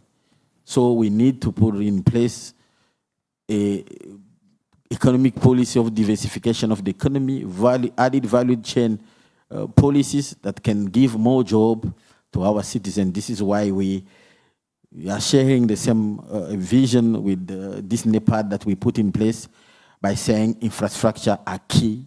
Logistical supply chain is key to enhance development, trade, and bring more job for the people on the ground. Thank you. Thank you so much, Mr. Minister. I think, these themes have been, throughout the sessions today about infrastructure, about the, digital inclusion and digital development, how these networks support the financial and the growth and the economic growth across the continent. And the capacity is there. The financing is coming as well, as we see. And so I think it's an exciting time to be talking about investing in Africa. I'm just going to close out with a same question for you both, sort of a reflection of your time here this week. The week is not yet done, but I'm sure you've both had considerable meetings. We'll continue to have a few more probably. But, you know, in this current context, not just with the Iran war, but with, you know, an administration that's now about 18 months in that has clearly turned, we heard this morning from DFC, from Mr. Black, about, you know, the trade not aid sort of paradigm from this administration and how that is being taken across the continent. But, you know, I think what I would like to hear is what are your main takeaways and the overall impact that you see of this decision across the continent? It sounds to me like the countries are moving ahead and moving forward and determining their own destinies as always, as you know, as you always do. But how has that been reflected in some of the meetings and the conversations that you've had this week? I'd be interested to hear. Thank you very much. From our perspective, actually, the trade and air, the trade not aid, you know, slogan has been there with us for quite some time. And we were really sharpening our tools and instruments and mechanisms and the model of operation in line with that. So, you know, this whole thing coming to us was not something that was shocking. You know, in any case, even before that, you know, ODA was dwindling, you know, and development assistance for over 60 years were not yielding the results that were, you know, expected to yield. And therefore, there has been a shift. The shift is the following. Development assistance for us is not seen as expenditure, is not seen as aid, is not seen as, you know, handout. We see it as an investable product services, you know, and we are building our capacity, you know, to turn all these strategies and plan of actions and all this in terms of, you know, investable products, you know, making sure that we are preparing these projects for investment. Investment primarily for domestic investment, and therefore we are building the capacity. We are making sure that the economy that we are expanding is not just expanding, but also we are adding more and more African stakeholders within the economy. That is job creation, you know. And therefore, our emphasis is more on value addition. Our emphasis is making sure that we strengthen the supply chain. Our emphasis is more creating the mechanism systems like the payment settlement, you know, tools that will enable us to really trade among ourselves. When there is a deficit in one place, Africa is not just one country, 55 countries endowed, you know, living in that continent. So, you know, from the supply, the marketplace is the thing that is missing. We're creating marketplaces for everything, literally everything that we do. Our regional economic communities meet, and our heads of states are very serious about that. So really, Africa is rising, is in the rise, and there is nothing that will stop Africa from rising. And Africa is the future. Hear, hear. Honorable Minister, I will give you the last word, and I don't think that you disagree. Africa is rising. I've been telling people that sometimes we need to take risk coming and invest in Africa. Some have taken advantage of coming early in Africa. And this is the time and not later. On this morning, we've been talking about one of the key projects that we want to put in place with one objective of enhancing trade and critical mineral resource supply. It is the Lobito Corridor. This morning, we have a huge meeting at the World Bank with our brothers from Angola and Zambia by saying, what are we going to do now to move on with this project? From DRC point, we are saying as the same that not aid, we are on a changing narrative, we are on a path of finance mobilizations to attract more capital inside the country so we can give jobs to our people. What our young men and girls need, it is not aid. What they need is skills empowerment and capital so we can make sure that we give to every single one chance to live his own life in his own land. So we've been working together this morning, putting in place a strategy to have a master plan of Lobito Corridor by saying we need to see this program as a strategic one by saying that we don't put a railway only for critical mineral resource. We want to put infrastructure, but also cities around the corridor. We want to put free economic zone. We want to put everything so we can give jobs to our people. And moving forward, we need to make sure that by doing so, we attract more investors so the country can develop. Africa is going to be and is now the continent of the future. People should invest in Africa because young people are there, skills is there. What we need is finance mobilization. This is what we've been doing to show the way and make sure that we pave a journey of prosperity and peace for everyone. Thank you. Thank you. Thank you, Mr. Minister. Jobs, not aid, brings economic growth, stability, security, increased investment, and reduces the risk. I think the formula is quite simple. Africa is indeed rising. The time to invest is now, and if you're doing it now, then you might already be too late. So thank you, everyone, for joining. I'm so glad that you were able to stick around. I know we ran a little long, but thank you so much, and thank you, Ambassador Yad and team. And thank you to the Honorable CEO, Bekele Thomas, and Mr. Minister from the DRC. Thank you. Thank you very much, Dana. Thank you, Excellencies, for making the time. I know it was not very easy today because of your tough agenda. So it's my pleasure to close this forum. I wanted to stay with you again because it's been such a good time talking about Africa, discussing the stakes, the opportunities. So thank you all and see you next year for another edition. Bye-bye.